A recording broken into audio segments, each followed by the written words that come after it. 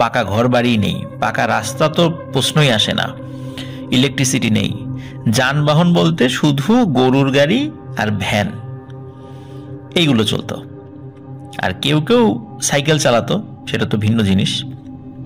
আর তখন গ্রামে খুবই মানে হালকা বসতি ছিল, মানে অনেক দূরে দূরে বিভিন্ন ঘরবাড়িগুলো ছিল। মানুষও মানে তাদের আর্থিক অবস্থা তো বুঝতেই পারছেন সেই সময়গুলোতে অতটা ভালো ছিল না। আর একটু দূরে দূরে বিশাল বিশাল বাগান, ঝোপ, জঙ্গল এগুলো ছিল। শিয়াল কুকুরের উৎপাত এত বেশি ছিল যে দিনে দুপুরে বাড়ির উঠোন থেকে শিয়াল বাচ্চাদেরকে ধরে নিয়ে চলে যেত, এমন ঘটনাও কিন্তু ঘটেছে ওই সময়ে।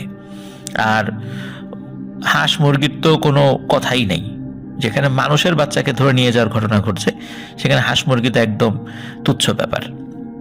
আর সন্ধ্যার পরে গ্রামের হাট বাজারগুলিতে কিচ্ছু পাওয়া যেত না, একদম শুনশান নীরবতা, দোকানপাট বন্ধ করে সবাই বাড়ি চলে যেত।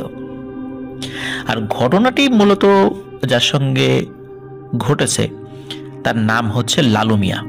লালু মিয়া ওই গ্রামেরই একজন মানুষ ছিলেন। উনি পেশায় ছিলেন একজন ভ্যান চালক। তবে লালু মিয়া কিন্তু নির্দিষ্ট কোনো ওই যাত্রীদেরকে নিয়ে ভাড়ায় খাটতেন না, মানে ভাড়া টানতেন না। উনি মূলত ভ্যানে করে বিভিন্ন মালামাল আনা নেওয়া করতেন। যদি দেখা যেত যে উনি বাড়িতে ফিরে আসছেন, কোনো যাত্রী বাড়িতে ফিরছে, তখন উনি ওই যাত্রী তুলতেন, কিন্তু তার ভ্যানটাকে মূলত যাত্রী পরিবহনে উনি ব্যবহার করতেন না। তো এভাবেই ওনার চলে যাচ্ছিল। তখন উনি বিয়ে শাদী করেননি, ওনার বয়স ছিল তখন মোটামুটি 22-23 বছর বা 25-26 বছর, এমন আর কি, এরকম একটা রেঞ্জের মধ্যে ওনার বয়স ছিল। তো এভাবে চলছিল, কিন্তু এর মধ্যে ঘটে একটি ঘটনা। সেটি হলো কোনো এক জায়গা থেকে উনি ফিরছিলেন ভ্যান নিয়ে, মানে সেই জায়গাতে মালামাল নামিয়ে দিয়ে উনি ভ্যান নিয়ে রাস্তা দিয়ে ফিরছিলেন। তো হঠাৎ করে পথের মধ্যে উনি একটা জটলা দেখতে পান এবং ওখান থেকে খুব দুর্গন্ধ আসছে। দেখলো যে মানুষ সবাই মুখে কাপড় চোপড় বেঁধে রেখেছে। তো উনি চিন্তা করলেন যে কি ব্যাপার, আমি একটু গিয়ে দেখে আসি। আর উনি একদম ওনার গ্রামের কাছাকাছি চলে এসেছিলেন। চিন্তা করলেন যে গ্রামের কাছাকাছি তো এখন মানে এখানে কি সেই জিনিস একটু দেখি। উনি ভ্যান থামান, ভ্যান থামিয়ে যখন ওই ভিড়ের মধ্যে এগিয়ে যেয়ে উনি উকি মারেন, তখন দেখেন ওখানে 3-4 দিনের একটা মানে মূলত মানে পচে গলে যাওয়া একটা লাশ সেখানে আছে। ওখানে পুলিশও দাঁড়ানো আছে। তো উনি সেটা দেখেন। এর মধ্যে একজন বলে ওঠে, এই লালু মিয়া আসছে, লালু মিয়া আসছে। তখন উনি বুঝতে পারেন না কি ব্যাপার, হঠাৎ করে আমাকে মানে সবাই আমাকে মানে নাম ধরে ডাকছে কেন, যে লালু মিয়া আসছে, লালু মিয়া আসছে। তখন পুলিশও তার দিকে তাকায়। তখন মূলত লালু মিয়া বুঝতে পারেন যে তাকে আসলে উদ্দেশ্য করে ডাকার উদ্দেশ্য মানে মানুষ কথা বলার উদ্দেশ্য কি ছিল। কারণ হচ্ছে ওই সময়ে মূলত এমন একটা সময় ছিল, সন্ধ্যা লেগে যাচ্ছে ভাব। আর ওই লাশটি হসপিটালে নিয়ে যাওয়ার জন্য, মানে সেখানে তো পোস্টমর্টেম করার ব্যাপার আছে, হসপিটালে নিয়ে যাওয়ার জন্য কোনো গাড়ি পাচ্ছিল না, গরুর গাড়ি, ভ্যান কিছুই পাচ্ছিল না। আর ওখানে বেশ কিছু মানুষ ছিল যারা লালু মিয়াকে চিনতো খুব ভালোভাবেই। যেহেতু লালু মিয়া এখানে উপস্থিত মানে তার ভ্যানও উপস্থিত, এই জন্যই বলে উঠেছে এই লালু মিয়া আসছে, লালু মিয়া আসছে। তখন পুলিশ ধরে, এই লালু মিয়া চলো। লালু মিয়া বলে কোথায় যাব? বলে এই লাশ নিয়ে এখন হসপিটালে যেতে হবে। অসম্ভব, আমি আমার ভ্যানে লাশ উঠাবো না। তখন বলে যে তোমার মানে যা পারিশ্রমিক হয় তার থেকে আরো অনেক বেশি দেয়া হবে, কিন্তু লাশ নিয়ে যেতে হবে। তখন উনি খুব রিকোয়েস্ট করে থানার ওই পুলিশদের কাছে যে যদি আমি একবার এই ভ্যানে লাশ উঠাই তাহলে কেউ এই ভ্যানে মালামাল পরিবহন করবে না। বিশেষ করে এই ভ্যানে অনেক ধরনের শাক সবজি, খাবার দাবার, তারপর আরো বিভিন্ন ধরনের পণ্য আনা নেওয়া করি। তো গ্রামের মানুষদের মধ্যে যেহেতু কুসংস্কার রয়েছে, এই কারণে এই ভ্যানে তারা কেউ আর মালামাল তুলবে না এবং কেউ এই ভ্যানে উঠবেও না। এমনিতে তো আমি যাত্রী টানি না, এমনিতে উঠবে না। তখন পুলিশ বলে যে না, এটা তো হবে না, তোমাকে যেতেই হবে, কারণ এটা তো আইনের ব্যাপার, আইনকে অবজ্ঞা করতে পারবা না, আমাদেরকে সহযোগিতা তো করতে হবে। যেহেতু আমরাও আইনের লোক, আমাদেরকে সহযোগিতা না করলে তো তোমাকে আমরা অ্যারেস্ট করব। এইভাবে আইনের মার প্যাচ দিয়ে তাকে ভয় ভীতি দেখিয়ে তাকে বাধ্য করে ওই পচা গলা লাশটি ওই ভ্যানে ওঠাতে। ওই পুরনো কাপড় চোপড় কাঁথা টাথা দিয়ে ওই লাশকে পেঁচানো হয়, তারপর চট বলতে চাটাই আর কি, সেটা দিয়ে, বাঁশের চাটাই, সেটা দিয়ে পেঁচানো হয়, তারপর ভ্যানে উঠায় দেয়। তারপর পুলিশ সাথে সাথে থাকে আর কি, চলে যায় হসপিটালে। তো সেখানকার কাজ সেরে সেখানকার মর্গে যিনি ডোম হিসাবে ছিলেন, ডাক্তার ছিলেন, আইন অনুযায়ী সে কাজ শেষ করে আবার উনি লাশ নিয়ে বাড়িতে ফিরছিলেন। তবে ওয়াদা মাফিক সত্যি তাকে অনেক টাকা দেওয়া হয়েছে, যেটা ওনার পুরো 1 মাসের ইনকামের সমান।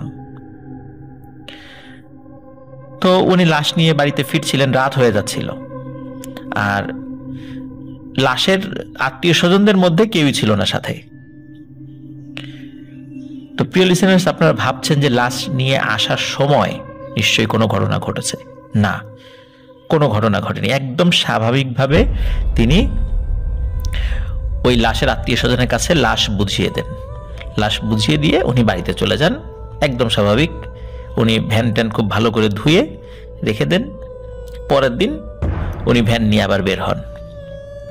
উনি তাই আশঙ্কা করেছিলেন যে ওনার ভ্যানে কেউ উঠবে না বা কেউ মালামাল তুলবে না। সত্যি তাই, কারণ ওই সন্ধ্যাতেই জানাজানি হয়ে যায় যে ওই লাশটি কে নিয়ে গেছে হসপিটালে, লালু মিয়া নিয়ে গেছে। তো লালু মিয়া নিয়ে গেছে ভ্যানে। ওরে আল্লাহ, ওই ভ্যানে তো আর কোনো মালামাল তোলা যাবে না, তাহলে মালামাল নষ্ট হয়ে যাবে, মালামালে খারাপ পিশাচ জিন লেগে যাবে, সাথে মালামাল পচে যাবে। এই বিভিন্ন ধরনের চিন্তা মানুষের মাথার মধ্যে। এই চিন্তা করে কেউ তার ভ্যানে আর মালামাল তোলে না। এখন ওনার তো রুজি রুটির মাধ্যমেই একটা জিনিসই ছিল, ভ্যান। তো কেউ যদি মালামাল না তোলে ওরা কিভাবে চলবে? উনি প্রচন্ড অর্থ কষ্টে পড়ে যান, কারণ উনি ওই লাশ টেনে যে টাকা উপার্জন করেছেন সেই টাকা দিয়ে আর কয়দিন চলে? নিশ্চয়ই খুব বেশি দিন চলার কথা না। তারপর ভ্যান মেরামত সংক্রান্ত বিষয়, টুকটাক খরচ তো থাকেই। তো এভাবে ওনার ওই টাকাটাও শেষ হতে থাকে, কিন্তু ওনার আর কোনো ভাড়া উনি পান না ওনার ভ্যানের জন্য। এদিকে ওনার কৃষি জমিও নাই যে উনি চাষাবাদ করবেন। শুধু তাই না, এই ঘটনার পরে মানুষ কি করে, ওনাকে এড়িয়ে চলে। কেন জানি এড়িয়ে চলে, উনি বুঝতে পারেন না। কথাবার্তা একদম বলে না তা না, প্রয়োজন ছাড়া আসলে ওনার সাথে খুব একটা বেশি মানুষ কথাও বলে না। তখন লালু মিয়া চিন্তা করে যে আমি কি এতটাই অন্যায় করে ফেললাম, একটা লাশকে হসপিটালে নিয়ে তারপর আবার তার পরিবারের কাছে পৌঁছে দিলাম, আইনের যারা রক্ষক তাদের সেবা করলাম, আসলে কি আমি অনেক বড় অন্যায় করে ফেলেছি? নিশ্চয়ই না। তো উনি চিন্তা করেন যে তাই যদি হয়, যে আমি কোনো অন্যায় না করে যদি মানুষ এভাবে আমাকে শাস্তি দিতে থাকে, তাহলে আমি এক কাজ করি, আমি লাশটা নিই, যেহেতু এখানে টাকা বেশি পাওয়া যায়। তখন উনি কি করলেন, স্থানীয় যে থানা ছিল, ওই স্বরূপনগর থানা, সেই থানার পুলিশদের সাথে গিয়ে কথা বললেন যে যদি কোনো লাশ আসে আমাকে সাথে সাথে জানাবেন, আমি লাশ টেনে দেব। তো প্রিয় লিসেনার্স, ওই সময়টাতে কিন্তু বিভিন্ন ধরনের অপমৃত্যু হতো। আজকে যে হয় না তা না, অনেকেই সাপে কেটে মারা যায়, এটা একটা অপমৃত্যু। তারপরে আরো বিভিন্ন ভাবে মানুষ সুইসাইড করে। তো তখন তো গ্রামে পরিবহন বলতে, বিশেষ করে সবাই তো আর লাশ পরিবহন করতো না। তখন সবাই ধন নীলমণি একটা মাত্রই মানুষ ছিল, লালু মিয়া এবং তার ভ্যান। থানার পুলিশদেরও আশ্রয়স্থল ছিল যে এই লালু মিয়া। তো উনি এই লাশ টানতেন। এখন লাশ তো সবসময় পাওয়া যেত না, দেখা যাচ্ছে মাসে 1টা বা 2টা এরকম। তবে ওটা দিয়ে যে পরিমাণ আয় হতো সেটা দিয়ে উনি চলতে পারতেন। তো এভাবেই চলছিল। কিন্তু উনি যখন প্রফেশনালি উনি লাশ টানা শুরু করলেন, তখন মানুষ তার সাথে যতটুকু কথা বলতো, তারপরেও সেই কথাটাও এখন পারতপক্ষে আর বলে না। উনি কোনো দোকানে যদি চা খেতে যেতেন, সবাই উঠে চলে যেত। উনি যেই কাপে চা খেতেন সেই কাপে অন্য কেউ চা খেত না। মনে হতো যে উনি একটা খুব অচ্ছুত একটা মানুষ হয়ে গেছেন আর কি। তো তারপরও উনি বিষয়টাই মেনে নিয়েছিলেন, যেরকমটা তো হবেই, উনি বুঝেছিলেন। তো উনি চলছিল এভাবেই, মানে স্বাভাবিক গতিতে উনি ওনার মতো চলছিলেন আর কি। কিন্তু উনি কিন্তু বিয়ে করতে পারছিলেন না বা সংসার জীবন শুরু করতে পারছিলেন না। কারণ হচ্ছে যে প্রথমে তো তার আয় কম ছিল, কিন্তু তারপরে বিয়ে করবেন, মোটামুটি বিয়ের কথাবার্তা হচ্ছিল, কিন্তু পরবর্তীতে এই লাশ টানার কারণে কেউ তার সাথে মেয়ে বিয়ে দিয়ে, কেউ তো কথাই বলতে চায় না। মেয়ে বিয়ে দেওয়ার কথা তো অনেক মানে পরের বিষয়। তো যাই হোক, এইভাবে চলছিল লালু মিয়ার। এর মধ্যে 1978 সালের মাঘ মাসের কনকনে শীতের সময় ঘটে একটি ঘটনা। তো ওই সময় সকালবেলা পুলিশ খবর পাঠায় স্বরূপনগর থানা থেকে তার বাড়িতে, যে তাড়াতাড়ি রেডি হয়ে ভ্যান নিয়ে যেন চলে আসে, কোনো একটা জায়গায় যেতে হবে। কোথায় যেতে হবে সেটা উনি জানেন না।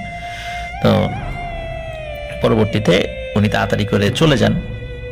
থানায় যাওয়ার পরে পুলিশরা ওই তাকে একটা জায়গায় নিয়ে যায়। উনি গিয়ে দেখেন ওখানে একটা মানে ঘন বাঁশঝাড়, আশেপাশে তেমন কোনো ঘর বাড়ি এবং কোনো বসতিই নেই। তো লোকমুখে শুনতে পান যে ওই সময়ে এই বাঁশঝাড়ের যে বাগানটি, এটি ছিল ডাকাতদের ঘাঁটি।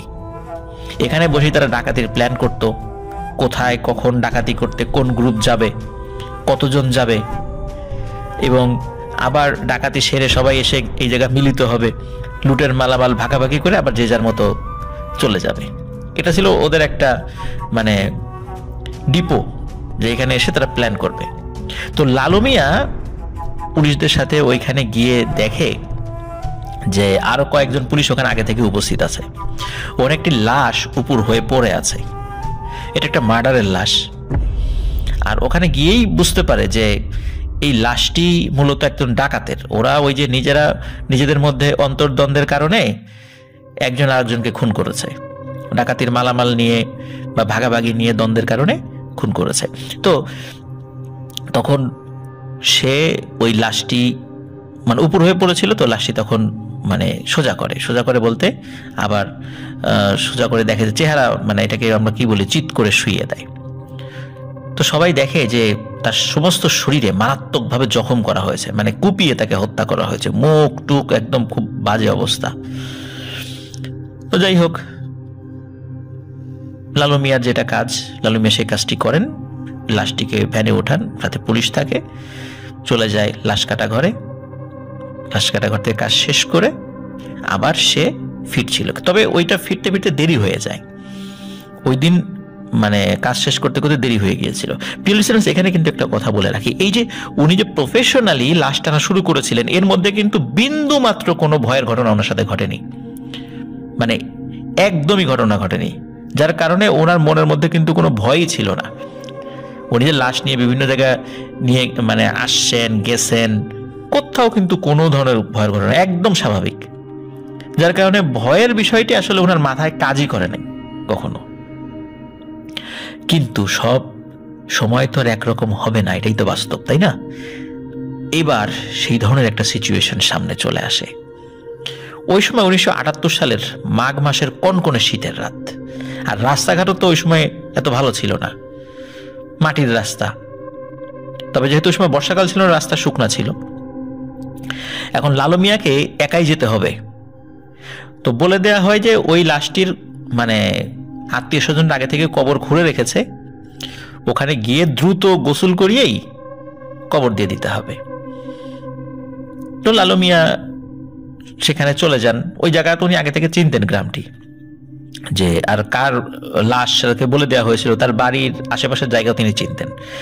তো উনি ভ্যান নিয়ে যখন ওখানে চলে যান, দেখলেন যে সেখানে অল্প কিছু লোক অপেক্ষা করছে লাশের জন্য।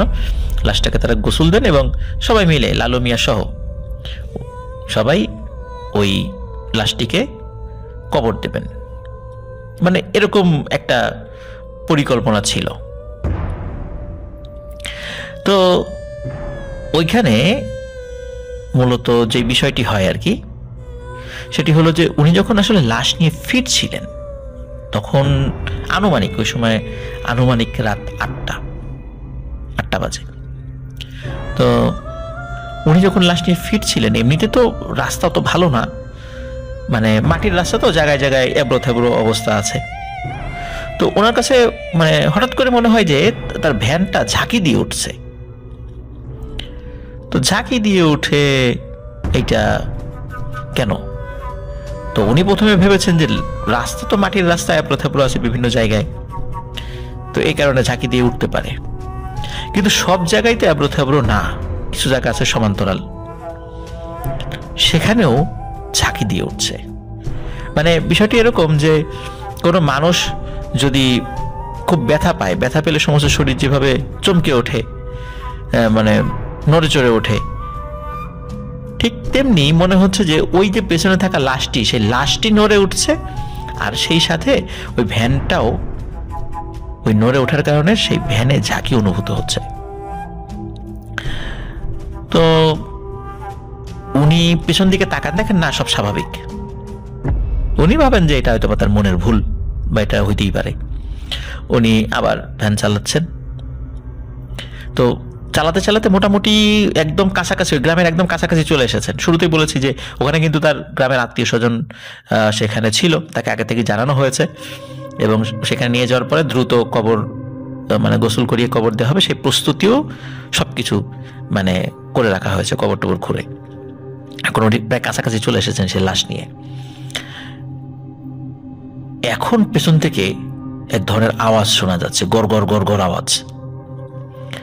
তখন সে কি করে, সে পেছন দিকে তাকায়, সাহস করে পেছন দিকে তাকায়। তখন সে তাকিয়ে দেখে, তখন কিন্তু রাত 8টা, মানে একে তো কুয়াশা, তারপর অন্ধকার রাত, আর ওনার ভ্যানের নিচে কিন্তু ওই যে হারিকেন জ্বালানো ছিল, ওই হারিকেনের আলোয় চারদিকে কিছুটা আলোকিত হয়েছে, ওই আবছা আলোতে, কারণ আলো তো নিচ দিকে, উপর দিকে ততটা দেখা যায় নাকি, তারপরে তো মোটা বোঝা যায় আর কি। তো উনি দেখেন যে ওই লাশটি তো মূলত চাটাই দিয়ে বাঁধা ছিল। একটু আগেও, মানে কয়েক মিনিট আগেও উনি দেখেছেন যে চাটাই দিয়ে শক্ত করে লাশ বাঁধা, কিন্তু এখন দেখছেন চাটাই খোলা, ওই লাশটি উঠে বসে আছে এবং তার দিকে তাকায়, মানে তাকানো অবস্থায়। ওই সময়ে মানে অন্ধকারের মধ্যে তিনি বুঝতে পারছেন যে স্বাভাবিক থেকেই মনে হচ্ছে যে তার চোখ দুটো অনেক বড় বড় এবং লাল টকটকে, আর তার সমস্ত শরীরে যেই জায়গাগুলোতে কাটা হয়েছিল, মানে কোপ দিয়ে তো তাকে হত্যা করা হয়েছে, ওই জায়গাগুলো কিন্তু সেলাই করে দেওয়া হয়েছে, ডোম সেলাই করে দিয়েছিল, সেই জায়গাগুলো থেকে টপ টপ করে তাজা রক্ত পড়ছে, আর তার মুখ দিয়ে গড় গড় গড় গড় শব্দ বের হচ্ছে। তো এটা যখন উনি দেখেন, দেখার পরেই প্রচন্ড জোরে এক চিৎকার দেন। আর শীতের রাত তো বুঝতেই পারেন, চারদিকে শুনশান নীরবতা থাকে, ওনার ওই চিৎকার বেশ দূর পর্যন্ত চলে যায়। আর যারা মোটামুটি ওই লাশের দাফন কাফনের জন্য তখন ছিল, ওনারা ওই চিৎকার শুনেছে যে কি হলো, আর চিৎকার তো মোটামুটি পরিচিত পরিচিত লাগে, এটা মনে হয় লালু মিয়ার গলা। তখন তারা মানে খুঁজতে থাকেন, দৌড়ে চলে যেতে থাকেন যে কোথার থেকে আসলো, নিশ্চয়ই লালু মিয়া আসলে নিশ্চয়ই রাস্তাতেই আছে, যেহেতু তার সে ভ্যান নিয়ে আসবে। তখন তার রাস্তা বরাবর দৌড়াতে থাকেন, রাস্তা বরাবর দৌড়িয়ে গিয়ে লালু মিয়াকে ভ্যানের পাশে অজ্ঞান অবস্থায় পাওয়া যায়। তারা কিন্তু গিয়ে লাশকে একদম স্বাভাবিক অবস্থায় পান, স্বাভাবিক বলতে ওই যে চাটাই দিয়ে বাঁধা অবস্থায়। তা লালু মিয়া সেন্সলেস হয়েছিলেন, তার জ্ঞান ফেরানো হয়। জ্ঞান ফেরানোর পর লালু মিয়া সব ঘটনা খুলে বলেন এবং বলেন যে তিনি কি দেখেছিলেন। তো যাই হোক, ওই লাশটার দাফন কাফন করা হয়, সবকিছু স্বাভাবিক। কিন্তু এর পরের দিন থেকে লালু মিয়া ভ্যান চালানোই ছেড়ে দেন, তিনি আর ভ্যান চালান না। এখন উনি কি করে খাবেন, ওনাকে তো আর কেউ কাজও দেয় না, লাশ টানতো। তখন উনি কি করেন, ভিক্ষা করা শুরু করেন। আর এই কারণে উনি আর সংসার জীবনে যেতে পারেননি, উনি বিয়েও করতে পারেননি। এইভাবেই ওনার জীবন কেটেছে। 2022 সালের মাঝামাঝিতে এসে লালু মিয়া স্বাভাবিকভাবে মৃত্যুবরণ করেন। এর মধ্যে ওনার সাথে আর কোনো ভয়ানক ঘটনা ঘটেছে কিনা কেউ বলতে পারে না। তো প্রিয় লিসেনার্স, একটি বিষয় সেটা হলো যে দেখেন ভাগ্য কি একটা জিনিস, যে উনি ওই দিক দিয়ে ভ্যান নিয়ে আসছিল ওই রাস্তা দিয়ে, কোনো কারণে উনি আবার ভ্যান থামিয়ে সেদিকে উকি দিতে গিয়েছেন, তখন উনি ওই একটা সমস্যার মধ্যে ফেসে গিয়েছেন। উনি যদি ভ্যান চালিয়ে চলে যেতেন, তাহলে হয়তো বা পেছন থেকে ডাকাডাকি করলে উনি যদি নাও থামতেন, চলে যেতেন, উনি ওনার মতো করে, কোনো সমস্যা হতো না। কিন্তু এভাবেই মানুষ বিভিন্ন সমস্যার মধ্যে পড়ে যায় নিজের অজান্তেই, কৌতূহলের বশে। প্রিয় লিসেনার্স, উনি যদি ওই দিন ভ্যান না টানতেন, পরবর্তীতে লাশ টানার প্রফেশনে ওনাকে যেতে হতো না। উনি ওই দিন ভ্যান টানার কারণে, বিশেষ করে ওই রাস্তা দিয়ে ভ্যান টানার কারণে ওই লাশটাকে ওনার নিতে হয়েছিল, ভাগ্যের কারণেই বলা যায়, এবং যার ফলে পরবর্তীতে অনেক ধরনের সমস্যার মধ্যে উনি পড়ে যান। যতটা না ভয়ের সমস্যার মধ্যে পড়েছেন, তার থেকে বেশি সামাজিক সমস্যার মধ্যে উনি পড়েছেন। আর এই সামাজিক কুসংস্কারের বেড়াজালে আবদ্ধ হয়ে ওনার জীবনটাই নষ্ট হয়ে গেছে। প্রিয় লিসেনার্স, আশা করছি ঘটনাটি আপনাদের ভালো লেগেছে। আর আমাদের আরেকজন ভাই আছে রাজবাড়ির, লাশ কালাম ভাই, ওনার যে পিক আপ যেটা উনি চালান, ওইটারও কিন্তু একই অবস্থা। ওই পিক আপে কিন্তু অন্য কেউ মালামাল টানে না, কারণ জানে যে এই পিক আপে লাশ টানে। উনি কিন্তু ওনার পিক আপে কোনো ভাড়া পান না। তো আপনারা যারা ওই রাস্তা দিয়ে আসা যাওয়া করেন, গোয়ালন্দর জামতলা বাজার, লাশ কালাম ভাইয়ের ইন্টারভিউতে আমি আগেও দেখিয়েছি, আপনারা ওনার সাথে কথা বলতে পারেন, ওনার পিক আপ সম্পর্কে জিজ্ঞেস করতে পারেন। দেখবেন যে উনি কতটা অসুবিধার মধ্যে আছে। যদি ওনার দোকান না থাকতো তাহলে উনি খুব বিপদে পড়তেন। আর উনি কিন্তু অসাধারণ চা বানান। ওনার চা কিন্তু অনেকে খায়। উনি যে লাশ টানেন বলে যে কেউ ওনার হাতের খাবার খায় না, বিষয়টা এরকম না। কিন্তু উনি কিন্তু একদম স্বাভাবিকভাবে জীবনযাপন করেন। এখন মানুষের চিন্তা চেতনা, বিবেক আগের থেকে অনেক জাগ্রত বেশি হয়েছে, যার ফলে উনি স্বাভাবিক জীবনযাপন করতে পারছেন। উনি হয়তো বা লালমিয়ার পরিণতি ভোগ করেননি। তো প্রিয় লিসেনার্স, যারা সাহসিকতার সাথে এই প্রফেশনটাকে এগিয়ে নিয়ে যাচ্ছেন, তাদের জন্য স্যালুট। আমরা চলে যাচ্ছি আমাদের পরবর্তী ঘটনায়।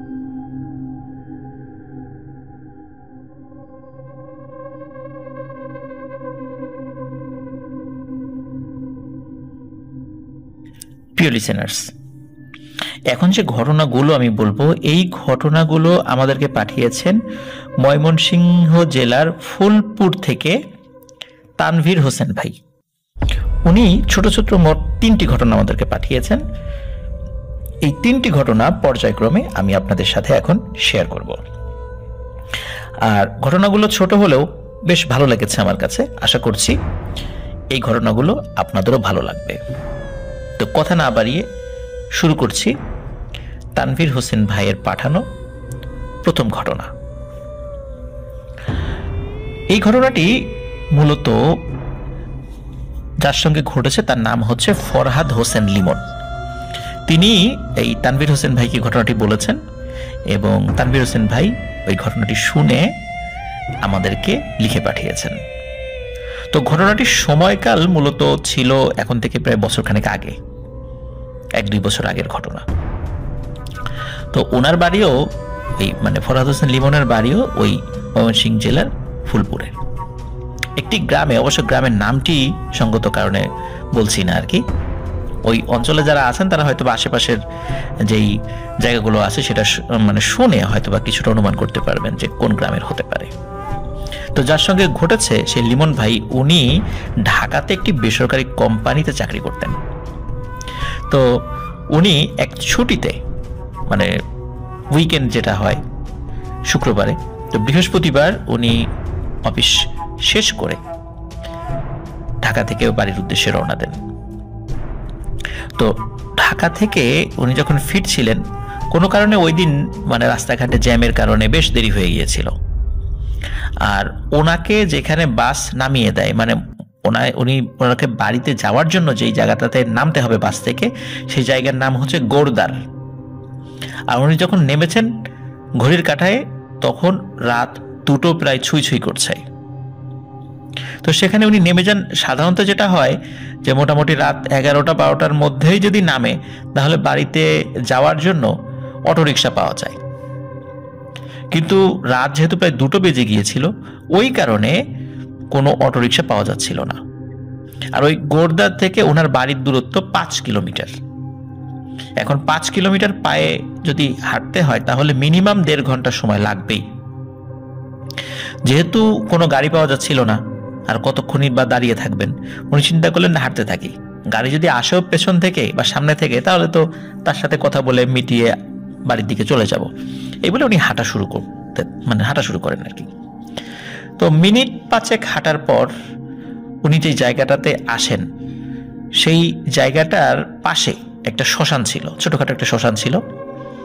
তো ওই শ্মশানটা উনি যখন পার হয়ে আসবেন এমন একটা জায়গা চলে আসেন আর কি, শ্মশানের এরিয়াটা, তখন হঠাৎ করে ওনার মনে হয় যে কেউ ওনার পিছু নিয়েছে, কিন্তু উনি তাতে কোনো গুরুত্ব দেন না। উনি স্বাভাবিকভাবে হাঁটছেন, আর পেছন দিকে উনি তাকান, কাউকে দেখতেও পান না।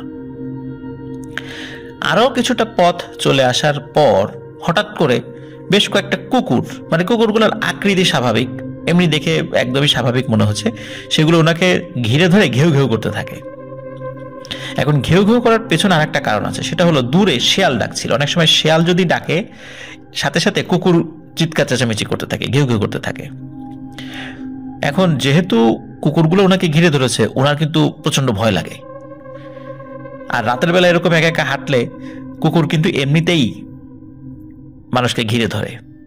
মাঝে মাঝে ফজরের নামাজ পড়তে যাওয়ার সময় রাস্তায় থাকা কুকুরগুলো কিন্তু ওই এরকম ঘেউ ঘেউ করে। তখন হাতে ছোটখাটো এক লাঠি নিয়ে রাখতে হয়, তা না হলে অনেক সময় কুকুর কামড়ও দেয়, এরকম আমি দেখেছি।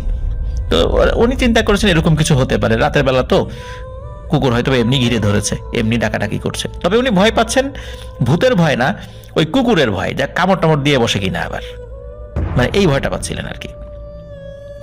তখন উনি হাঁটার গতি বাড়িয়ে দেন, ওই কুকুরগুলোকে একটু ধমক টমক দিয়ে রাস্তা থেকে সরিয়ে হাঁটার গতি বাড়িয়ে দেন, এবং উনি কাশীগঞ্জ নামক একটা জায়গায় চলে আসেন। আর ওখানে যখন তিনি আসেন তখন রাত প্রায় 2:30 বাজে। আর কাশীগঞ্জ ওই জায়গাটা পার হওয়ার পরেই একটা ছোট্ট কালভার্টের মতো আছে, মানে ব্রিজ, ছোটখাটো একটা ব্রিজ। তো তিনি যখন ব্রিজে উঠেছেন এবং পার হচ্ছেন, একদম ছোট, তো হঠাৎ করে ব্রিজের নিচ থেকে গড় গড় গড় গড় আওয়াজ আসতে থাকে। অনেক সময় কুকুর আর এক কুকুরকে দেখলে যখন গড় গড় গড় গড় আওয়াজ করতে থাকে, ঠিক তেমন, কিন্তু সেই শব্দটা অনেক জোরে, মানে কুকুর সাধারণত এত জোরে শব্দ করে না। যখন ওই শব্দটি আসে তখন ওনার গা ছমছম করতে থাকে আর কি, ভয়ের একটা শিহরণ বয়ে যায়। কিন্তু উনি তখনও ওইভাবে যে ভূতই হবে বা এরকম জিন জাতীয় ভয়ানক কিছু দেখবেন এমন বিষয়টি আসলে ভাবেননি। ভয় পেয়েছিলেন এটা সত্য, তবে ওইভাবে ভাবেননি। উনি আবার চিন্তা করেন কি ব্যাপার, ব্রিজের নিচে কি কুকুর টুকুর আছে কিনা, দেখি কুকুর না অন্য কোনো প্রাণী। এই চিন্তা করে উনি ব্রিজের নিচে তাকান। আর উনি যখন নিচে তাকিয়েছেন, ওনার হাতে থাকা মোবাইল ফোনটি বের করে সেটা টর্চ লাইট জ্বালিয়েছেন। তো উনি যখন ওই নিচে টর্চ লাইট দিয়ে মোবাইলের যে টর্চ লাইট সেটা দিয়ে যখন দেখতে গিয়েছেন নিচে কি আছে, তখন উনি যেটা দেখেছেন, যেটা দেখে উনি প্রচন্ড ভয় পান। উনি দেখেন আনুমানিক প্রায় 10 ফুট উচ্চতার মানুষের মতো কিছু একটা নিচে দাঁড়িয়ে আছে এবং মাথা উঁচা করে উপর দিকে তাকিয়ে আছে তার দিকে, এবং মোবাইলের ওই টর্চ লাইটের আলোয় ওই অবয়বটার 2 চোখ জল জল করছিল, এবং ওই অবয়বটাই গড়গড় গড়গড় শব্দ করছিল। তার চেহারা দেখে মনে হচ্ছিল সে খুব বৃদ্ধ একজন মানুষ, কিন্তু মুখ অস্বাভাবিক রকমের লম্বা, এত লম্বা মুখ সচরাচর দেখা যায় না। তো উনি যখন এটা দেখেছেন, উনি দেখে আল্লাহু আকবার বলে ওইখান থেকে ঝেড়ে মারেন এক দৌড়াচ্ছেন, কিন্তু ওনার মনে হচ্ছে পেছন থেকে কেউ একজন দৌড়াচ্ছে বা ওনার পেছন পেছন কেউ একজন আসছে, কিন্তু কে আসছে উনি পেছন দিকে ঘুরে তাকান নাই। এভাবে দৌড়াতে সামনে থাকা একজন মানুষের সাথে সজোরে ধাক্কা লাগে। তো ধাক্কা যখন লাগে, তো ওই ধাক্কা খেয়ে উনিও পড়ে যান, এবং যেই লোকের সাথে ধাক্কা লাগে সেও কিছুটা পড়ে যাবেন, তবে সে নিজেকে সামলিয়ে নেন। তখন ওই ব্যক্তি বলে ওঠে, এই কে তুমি, এত রাত্রে কোত্থেকে আসছো, এভাবে দৌড়াচ্ছ কেন? তখন ওই লিমন ভাই উনি পেছন দিকে তাকিয়ে দেখেন, ওই যে তার কাছে মনে হচ্ছিল যে কিছু একটা পেছন থেকে আসছে, এরকম কিছুই নেই। তখন তিনি বলেন যে তিনি যখন আসছিলেন তখন এই যে এরকম একটা জিনিস ব্রিজের নিচে দেখেছেন। তখন বলে যে আসলে এই জায়গাটা তো ওইভাবে ভালো না, রাত্রে একা একা এভাবে আসতে হয় না, লোক থাকলে ভালো, তুমি একা একা আসছো এই জন্য হয়তো বা ভয় পেয়েছো। আচ্ছা চলো তোমাকে এগিয়ে দিয়ে আসি, তুমি কোন বাড়ির ছেলে? তখন বলো তুমি ওই বাড়ির ছেলে, তোমার আব্বাকে তো আমি চিনি, চলো। তখন বলে যে চাচা আপনাকে তো চিনলাম না। বলে আমাকে তুমি চিনবা না, আমাকে তুমি দেখোনি। সে চিন্তা করে যে নাই দেখতে পারি, কারণ গ্রামে তো থাকা হয় না অনেক দিন চাকরি বাকরির কারণে, হয়তোবা নতুন কোনো লোক এসেছে। অনেকেই তো গ্রামের অনেক লোক অনেক দিন ধরে মানে শহরে থাকে, তারপরে শহরের চাকরি বাকরি ছেড়ে দিয়ে আবার গ্রামে এসে চাষাবাদ শুরু করে। হইতে পারে যে এরকম গ্রামের কোনো মানুষ নতুন এসেছে, তিনি চেনেন না, এই চিন্তা করেছে আর কি। তো তার সাথে একদম স্বাভাবিকভাবে গল্প করতে করতে বাড়ি পর্যন্ত গিয়েছে। তখন বাড়ি পর্যন্ত এগিয়ে দিয়ে ওই লোকটা বলে যে ঠিক আছে, তোমার বাড়ি পর্যন্ত এগিয়ে দিয়ে গেলাম, আমার তো আবার একটু কাজ আছে, আমি চলে যাই। তখন উনি আবার লিমন ভাই বলে যে ঠিক আছে, আপনি পরবর্তীতে এসে চা খেয়ে যাবেন। তাই মানে বাড়িতে আসার একটা দাওয়াত দিয়ে আর কি, স্বাভাবিকভাবে যেটা ভদ্রতা আর কি। এখন বাড়িতে এসে বাড়ির লোকদেরকে ডেকে তোলে। উনি তো খুব ভয় পেয়েছিলেন। তখন তার বাড়ির লোকজন বলে ঠিক আছে, তোমাকে এখন যেটা পরামর্শ দিব, তুমি দ্রুত গোসল করো। স্বাভাবিকভাবে এরকম ভয় পাওয়ার পরে গোসল করলে ভয়টা কেটে যায়, বা ভয়ের প্রভাবটাও নাকি কেটে যায়, এটা গ্রামের অনেক মানুষই বিশ্বাস করে। তো উনি গোসল টোসল করে খাওয়া দাওয়া করে শুয়ে পড়েন। পরের দিন ওনার প্রচন্ড জ্বর আসে, প্রচন্ড জ্বর। তো জ্বরের ওষুধ খাওয়ানো হয়। যেহেতু উনি ভয় পেয়েছিলেন, সবাই চিন্তা করছে ভয় পাওয়ার কারণে যেহেতু জ্বর এসেছে, তাহলে একটু ঝাড়ফুঁক করতে হবে। একজন হুজুরকে বাড়িতে ডেকে নিয়ে আসা হয়। তো হুজুর আসেন, আসার পরে সব কথা শোনেন। শোনার পরে হুজুর কিছুক্ষণ চুপ করে থাকার পরে, হুজুর হয়তোবা তার সাথে জিন ছিল, সে জিনের মাধ্যম দিয়ে তথ্য নিয়ে জানতে পারেন যে আসলে সে যখন ওই শ্মশান পার হচ্ছিল, ওই শ্মশানের ওখান থেকে একটি পিশাচ প্রকৃতির জিন তার পিছু নেয়। তো পিছু নেওয়ার পর আরো আগেই ক্ষতি করত। ওই কুকুরগুলো সামনে চলে আসার কারণে সে শুরুতে ক্ষতি করতে পারেনি। ওই কুকুরগুলো আসলে সত্যিকারের কুকুরই ছিল। কুকুরগুলো ওই দুষ্টু জিনকে দেখতে পেয়েছে, এই জন্য তারা ঘেউ ঘেউ করছিল, এবং যাতে ওকে ক্ষতি করতে না পারে, হয়তোবা এই কারণে কুকুরগুলো তাকে ঘিরে ধরেছিল। কিন্তু সে যখন কুকুরের বেষ্টনী পার হয়ে আবার সামনে চলে আসে, সামনে চলে আসার পর ওই ব্রিজে যখন উঠেছে, তখন এই লিমন ভাই ওই দুষ্টু জিনের আওতার মধ্যে চলে আসে। তখন সে ক্ষতি করার জন্য এবং তার মনোযোগ আকর্ষণ করার জন্য, যাতে সে ভয় পায়, এই জন্য সে নিচ থেকে গড়গড় শব্দ করতে থাকে। তারপরে যখন সে দৌড় দেওয়ার পরে ওই দুষ্টু জিনও পিছু নেয়, এবং ওই সময় তাকে অনেক বড় ক্ষতি করত। কিন্তু হঠাৎ করে একজন ভালো জিন সামনে চলে আসে, এবং তার সাথেই মূলত ধাক্কা লেগেছিল। এবং যার সাথে ধাক্কা লেগেছে সে মূলত আসলে মানুষ ছিল না, সে জিন ছিল। এবং ওই ভালো জিনের কারণে ওই পিশাচ প্রকৃতির জিনটি লিমন ভাইকে কোনো ক্ষতি করতে পারেনি, সে চলে যায়। ওনার জ্বর হয়েছিল, কয়েকদিন ছিল, আবার স্বাভাবিকভাবেই উনি সুস্থ হয়ে গিয়েছিলেন। তো প্রথম যে ঘটনাটি যেটা এখন বলছি, সেটি হচ্ছে যে ওই বারৈকান্দি গ্রামে একজন মহিলা থাকতো। সঙ্গত কারণে তার নামটি বলা বারণ আছে, তো আমরা নাম না বলি। তো ঘটনাটি যখন ঘটেছিল, এটা এখন তো 2023 সাল চলে আসছে, এটি 2018 কি 19 সালের ঘটনা, এরকমটাই আমাকে বলেছে। তো ওই মহিলা ওই সময়টা, মানে যখন ঘটনাটার সূত্রপাত হয় আর কি, তখন উনি সন্তান সম্ভবা ছিলেন। সন্ধ্যার পর একটি ঘটনা ঘটে। সেটা হলো যে উনি ওই সময় শুয়েছিলেন, ওনার শাশুড়ি আর এক ঘরে ছিলেন আর কি। মানে ওই ঘরটায়, মানে ওই উঠানে তো আরো কয়েকটা ঘর আছে, এক ঘরে ওনার শ্বশুর শাশুড়ি থাকতেন, আর এক ঘরে উনি ওনার হাজবেন্ড নিয়ে থাকতেন। তো ওরকম সন্ধ্যার পরে উনি শুয়ে আছেন, ওনার স্বামী বাইরে গিয়েছে। হঠাৎ করে ওনার স্বামী চলে আসে, এসে ওই দরজার বাইরে থেকে ডাকতে থাকে। দরজায় টোকা দেয় না, বাট ডাকতে থাকে ওনার ওয়াইফের নাম ধরে আর কি। এখন এই যে ভদ্র মহিলা, উনি চিন্তা করছেন, আরে এই মাত্রই তো আমার হাজবেন্ড বাইরে গেল, 5 মিনিটও হয় নাই।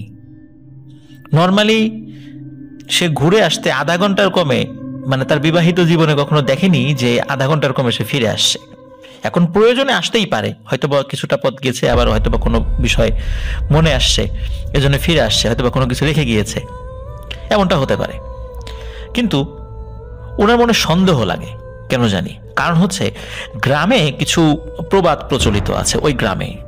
সেটি হলো যে অনেক সময় সন্তান সম্ভবা মহিলাদেরকে নাকি অনেক সময় অপরিচিত কেউ বাইরে থেকে ডাকে। ওই গ্রামে নাকি এই টাইপের ডাকগুলোকে আবিল্লি বলে, এবং এই আবিল্লির ডাকে যদি কেউ দরজা খুলে দেয়, তাহলে নাকি ওই পিশাচ, ওই আবিল্লি, সে ওই বাচ্চাটাকে খেয়ে ফেলে বা নষ্ট করে দেয়। এটা স্থানীয়ভাবে এই এটা কুসংস্কার বলবো না কি বলবো এটা আমি জানি না, এটা হতেও পারে নাও পারে। তো এরকম কথা ওখানে প্রচলিত আছে। তো যেহেতু আছে এবং তার মনে সন্দেহ হয় যে তার হাজবেন্ড 5 মিনিট আগে গেছে, এখন আবার ফেরত আসলো, উনি দরজা খোলে না এবং জানালাও খোলে না। উনি বলে যে আপনি এত তাড়াতাড়ি ফেরত আসলেন কেন? বলে হ্যাঁ কাজ আছে, আমি আসছি, দরজা খোলো। যেহেতু তার মনে সন্দেহ হচ্ছিল, এই জন্য বলে ঠিক আছে আমি দরজা খুলবো, আপনি আপনার আম্মাকে মানে শাশুড়িকে নিয়ে আসেন, কারণ সে তো পাশের ঘরেই আছে, তাকে ডাক দেন, সে আসুক আপনার সাথে। যখনই এই কথা বলেছে তখন বলে ওঠে, খুললি না তো দরজা, কি মনে করেছিলি বেঁচে যাবি? তোর বাচ্চাকে তো নেবই, তোকেও নিয়ে যাব, পারলে ঠেকাইস। এই বলার পরপরই আর কোনো সারা শব্দ নাই। এরপর উনি জানালা খুলে দেখে যে না, ওখানে কেউ নাই। তখন উনি দরজা খুলে ওনার শাশুড়িকে ডাক দেয়। ওনার শাশুড়ি চলে আসে, এসে বলে এই ঘটনা, বলে যে সাংঘাতিক অবস্থা, যদি তুমি দরজা খুলতে অনেক ক্ষতি হয়ে যেত, দরজা খোলনি, ভালো হয়েছে। এদিকে ঘন্টাখানেক পর তার হাজবেন্ড ফেরত আসে, তার হাজবেন্ডকে বলে যে এই ঘটনা, বলে আমি তো বাজারে গেছিলাম, আমার তো আসার প্রশ্নই আসে না। তখন সবাই বলে যে তুমি খুব সাবধানে সাবধানে থেকো, যেহেতু ওই আবেল্লি ক্ষিপ্ত হয়ে চলে গেছে, যে কোনো না কোনো ভাবে তোমার ক্ষতি করবেই, খুব সাবধানে থেকো। যাই হোক, এরপর থেকে ওই ভদ্রমহিলাকে সবাই খুব চোখে চোখে রাখতো, যেন কোনো ক্ষতি না হয়, কোনো ধরনের পিশাচ আকৃতির কিছু যেন তার উপর আসর করতে না পারে। সবসময় দোয়া কালাম পরে তাকে ফু দিত, মানে এভাবেই চলছিল স্বাভাবিকভাবে। এবং এর মাসখানেক পরে ওনার সন্তান হয়। সন্তানের বয়স যখন কাটায় কাটায় ঠিক 28 দিন, তখন ঘটে একটি ঘটনা। এবং যখন ঘটেছে তখন কিন্তু দুপুরবেলা, মানে রাতের বেলা না। সাধারণত রাতের বেলাগুলোতে তাকে একটু পাহারা টাহারা দিয়ে রাখতো আর কি, যেন এই টাইপের কিছু আসতে না পারে। কিন্তু দুপুরবেলা কেউ তো আসলে ওইভাবে চিন্তা করেনি যে দিনের বেলা দিন দুপুরে কোনো ধরনের কোনো ক্ষতি হবে। দুপুরবেলা উনি ওনার বাচ্চাকে তেল মালিশ করছিলেন, মানে রোদে রেখে উঠানে তেল মালিশ করছিলেন। তখন একটা বিড়াল আসে। তো গ্রামে তো অনেক বিড়ালই আছে, এক বাড়ির বিড়াল আর এক বাড়িতে যায়। তো একটা বিড়াল আসে। তো বিড়াল, উনি আবার ওনার বাচ্চাকে তেল মালিশ করে একটু রোদে রেখে দিয়েছিলেন, কয়েক মিনিট হলো। তো উনি দেখছেন যে ওই বিড়ালটি তার বাচ্চার কাছে এলো, এসে ওই বিড়ালটি এক লাফে বাচ্চাটিকে ডিঙিয়ে চলে গেল, মানে জাস্ট লাফ দিয়ে ডিঙিয়ে গেল, আর কিছু না, জাস্ট এতটুকুই। উনি বিড়ালের এই দৃশ্য দেখে একটু চিন্তিত হন যে কি ব্যাপার, বিড়ালটি আসলো, এসে তো রান্নাঘরে যাওয়ার কথা বা খাবার মানে জন্য তার খোঁজাখুঁজি করার কথা, এত কিছু বাদ দিয়ে আমার বাচ্চার কাছে এলো, এসে জাস্ট লাফ দিয়ে এপাশ থেকে ওপাশে চলে গেল, ঘটনা কি? বিষয়টা ওনার ভালো লাগে না। এবং উনি যে খুব অস্বাভাবিকভাবে নিয়েছেন, মানে ভুতুরে কিছু তা না, কারণ এখন তো দিনের বেলা, দুপুরবেলা। উনি কি করেছেন, হাতে একটা লাঠি নিয়ে ওই বিড়ালকে তাড়া করেন, এবং শুধু তাড়াই করেন না, বিড়ালকে লাঠি দিয়ে একটা বাড়িও মারতে সক্ষম হন তিনি। কারণ হলো, উনি যখন ওই প্রথম দিকে বিড়ালটিকে তাড়া করতে গেছেন, তখন ওই বিড়ালটি ক্ষিপ্ত হয়ে উল্টো তার দিকে আক্রমণ করার জন্য ছুটে আসে। মূলত আত্মরক্ষার জন্য উনি লাঠি দিয়ে বিড়ালটাকে আঘাত করেছিলেন। ওই আঘাত খেয়ে বিড়াল পালিয়ে যায়। তো এইটুকুই ঘটনা। তো এই বিষয়টি আসলে কাউকে বলারও উনি প্রয়োজন মনে করেনি। আমরা প্রতিনিয়ত রাস্তাঘাটে এই ধরনের ঘটনার সম্মুখীন হচ্ছি, সবগুলো কি আশেপাশের মানুষদেরকে বলি? নিশ্চয়ই না। তো উনি বিষয়টা একদম মানে গুরুত্বহীনতার সাথে দেখেন, স্বাভাবিকভাবে দেখেন, যার কারণে ওইভাবে কাউকে বলেননি। কিন্তু ঘটনা যেটি হয় সেটি হলো, ওই দিন সন্ধ্যার আগেই ওনার বাচ্চা কোনো কারণ ছাড়া, একদম সুস্থ বাচ্চা, 28 দিনের সুস্থ বাচ্চা, সে হঠাৎ করে মারা যায়। কেন মারা গেল, কিভাবে মারা গেল, কোনো অসুস্থতা ছাড়া কেউ বুঝতে পারে না।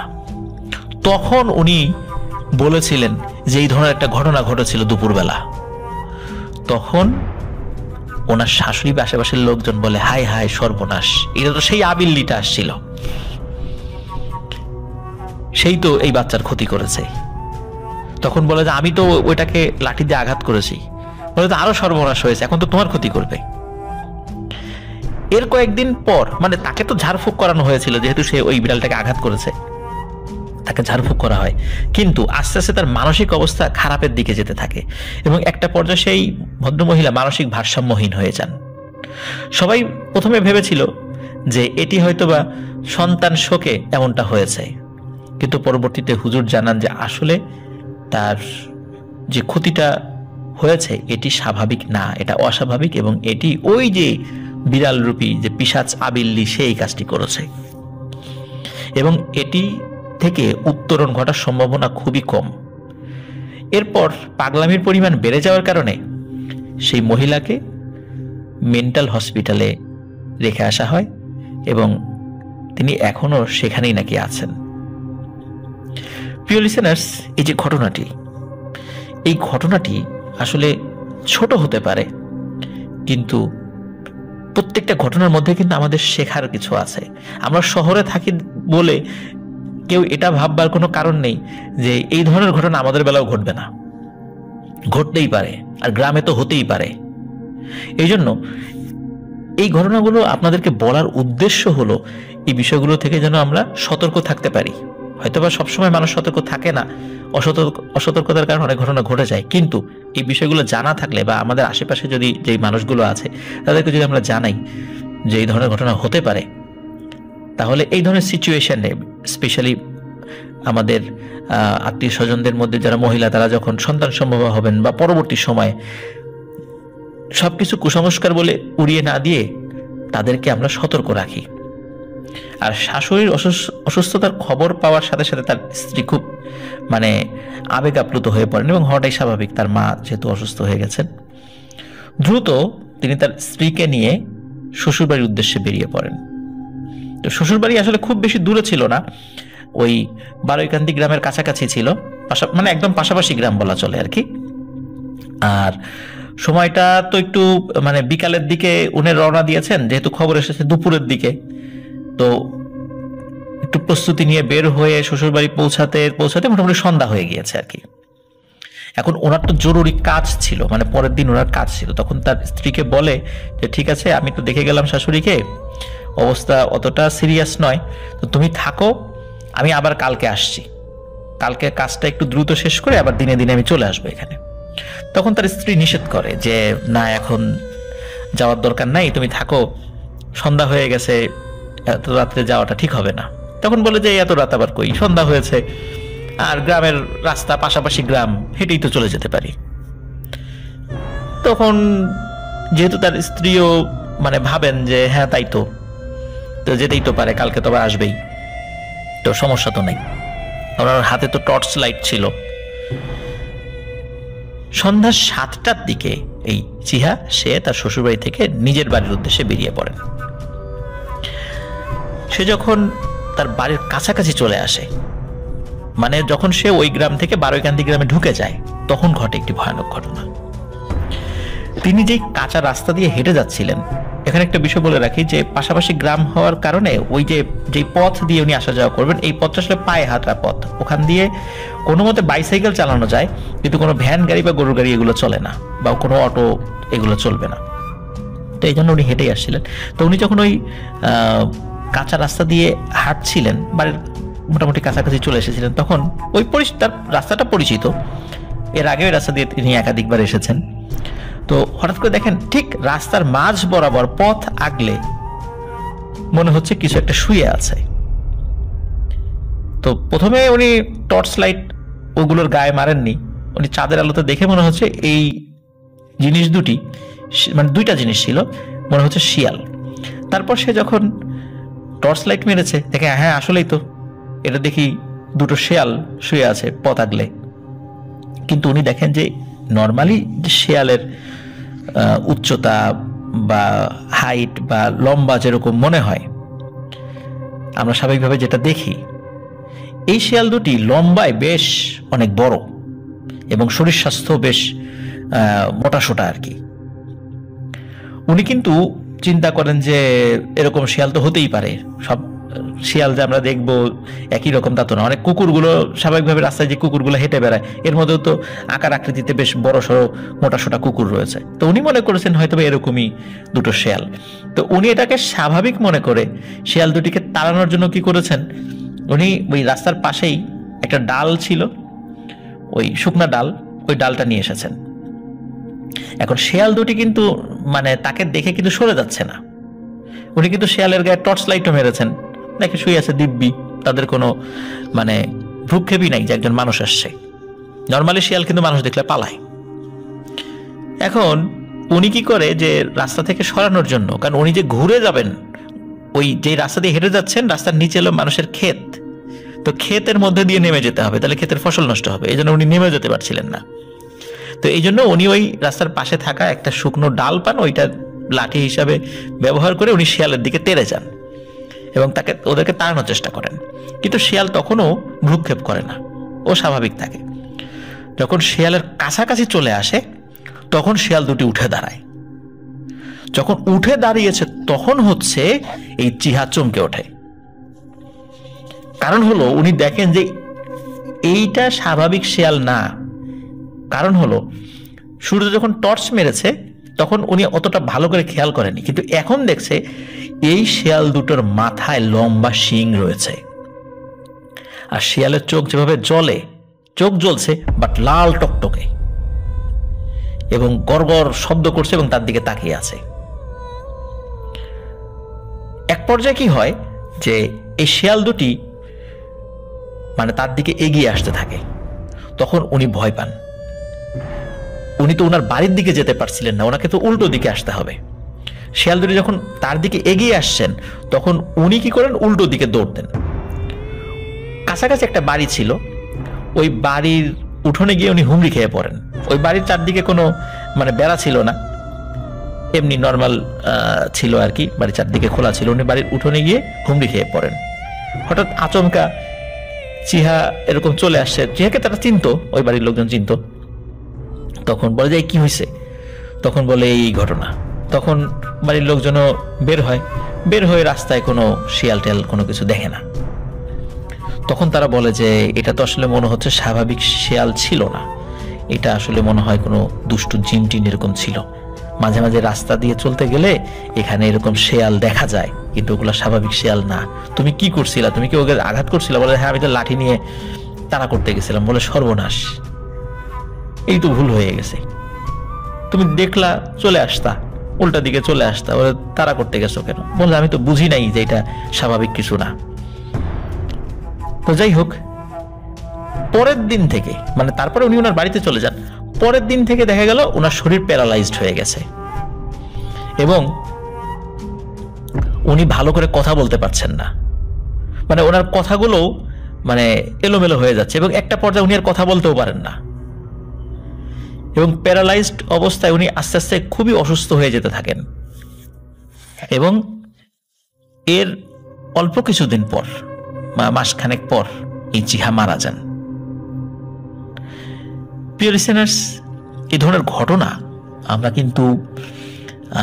আমরা পাই, কিন্তু বারবার আপনাদেরকে একই ধরনের ঘটনা শোনানোর একটা উদ্দেশ্য রয়েছে। যেমন আমি বিগত একটা ঘটনা আমি শেয়ার করেছিলাম, কবরস্থানের কুকুর, ভয়ানক কুকুর।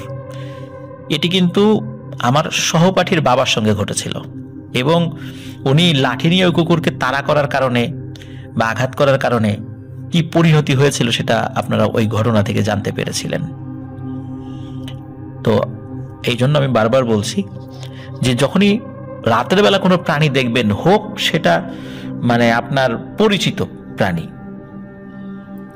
বা আপনার চেনা বা পোষা প্রাণী, রাতের বেলা কোনো প্রাণীকে আঘাত করবেন না। ওই পোষা প্রাণীর রূপ ধরে কোনো জিন যে নেই এটা আমরা নিশ্চিত হয়ে কিভাবে বলবো? আর যদি আমরা আঘাত করে বসি তাহলে কি অবস্থা হবে তো বুঝতেই পারছেন। এই জন্য রাতের বেলা কখনোই কোনো প্রাণীর গায়ে আঘাত করা যাবে না।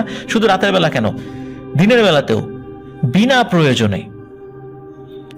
দেখা যেত কোনো জিনে ধরা রোগী ওনাদের বাড়িতে এসেছে, সেই রোগীকে ওই জিনে ধরা অবস্থা থেকে সুস্থ করে ওই জিনকে বশীভূত করে রাখার বিষয়ে ওনার বাবা ছিলেন সিদ্ধহস্ত।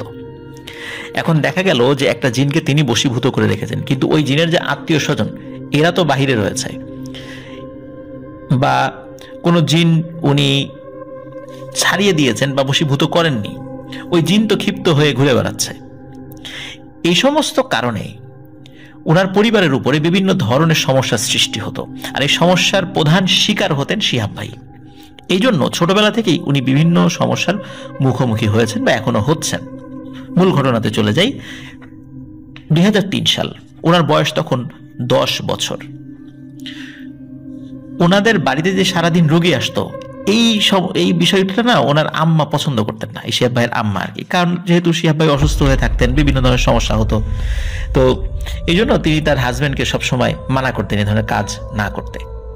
আর শিহাব ভাই রাত্রেবেলা ভালো করে ঘুমাতে পারতেন না, ভয়ঙ্কর ভয়ঙ্কর স্বপ্ন দেখতেন, চিৎকার দিয়ে ঘুম থেকে উঠে যেতেন। আর দিন হোক রাত হোক সবসময় আশেপাশে কারো উপস্থিতি তিনি অনুভব করতেন। এমনকি দিনের বেলায় উনি বাসায় একা থাকতে পারতেন না, সবসময় মনে হতো কালো একটা অবয়ব ওনার আশেপাশে ঘুরে বেড়াচ্ছে। আনুমানিক এই অবয়বটির উচ্চতা ছিল 10 থেকে 12 ফুট। কালো পোশাক পরা, কিন্তু চেহারাটা স্পষ্ট বোঝা যেত না। আর রাতে যেহেতু তিনি ভয় পেতেন, তাই তিনি তার আব্বু আম্মুর সাথেই ঘুমাতেন। আর ঘটনাটি এমনই এক রাতে ঘটেছে।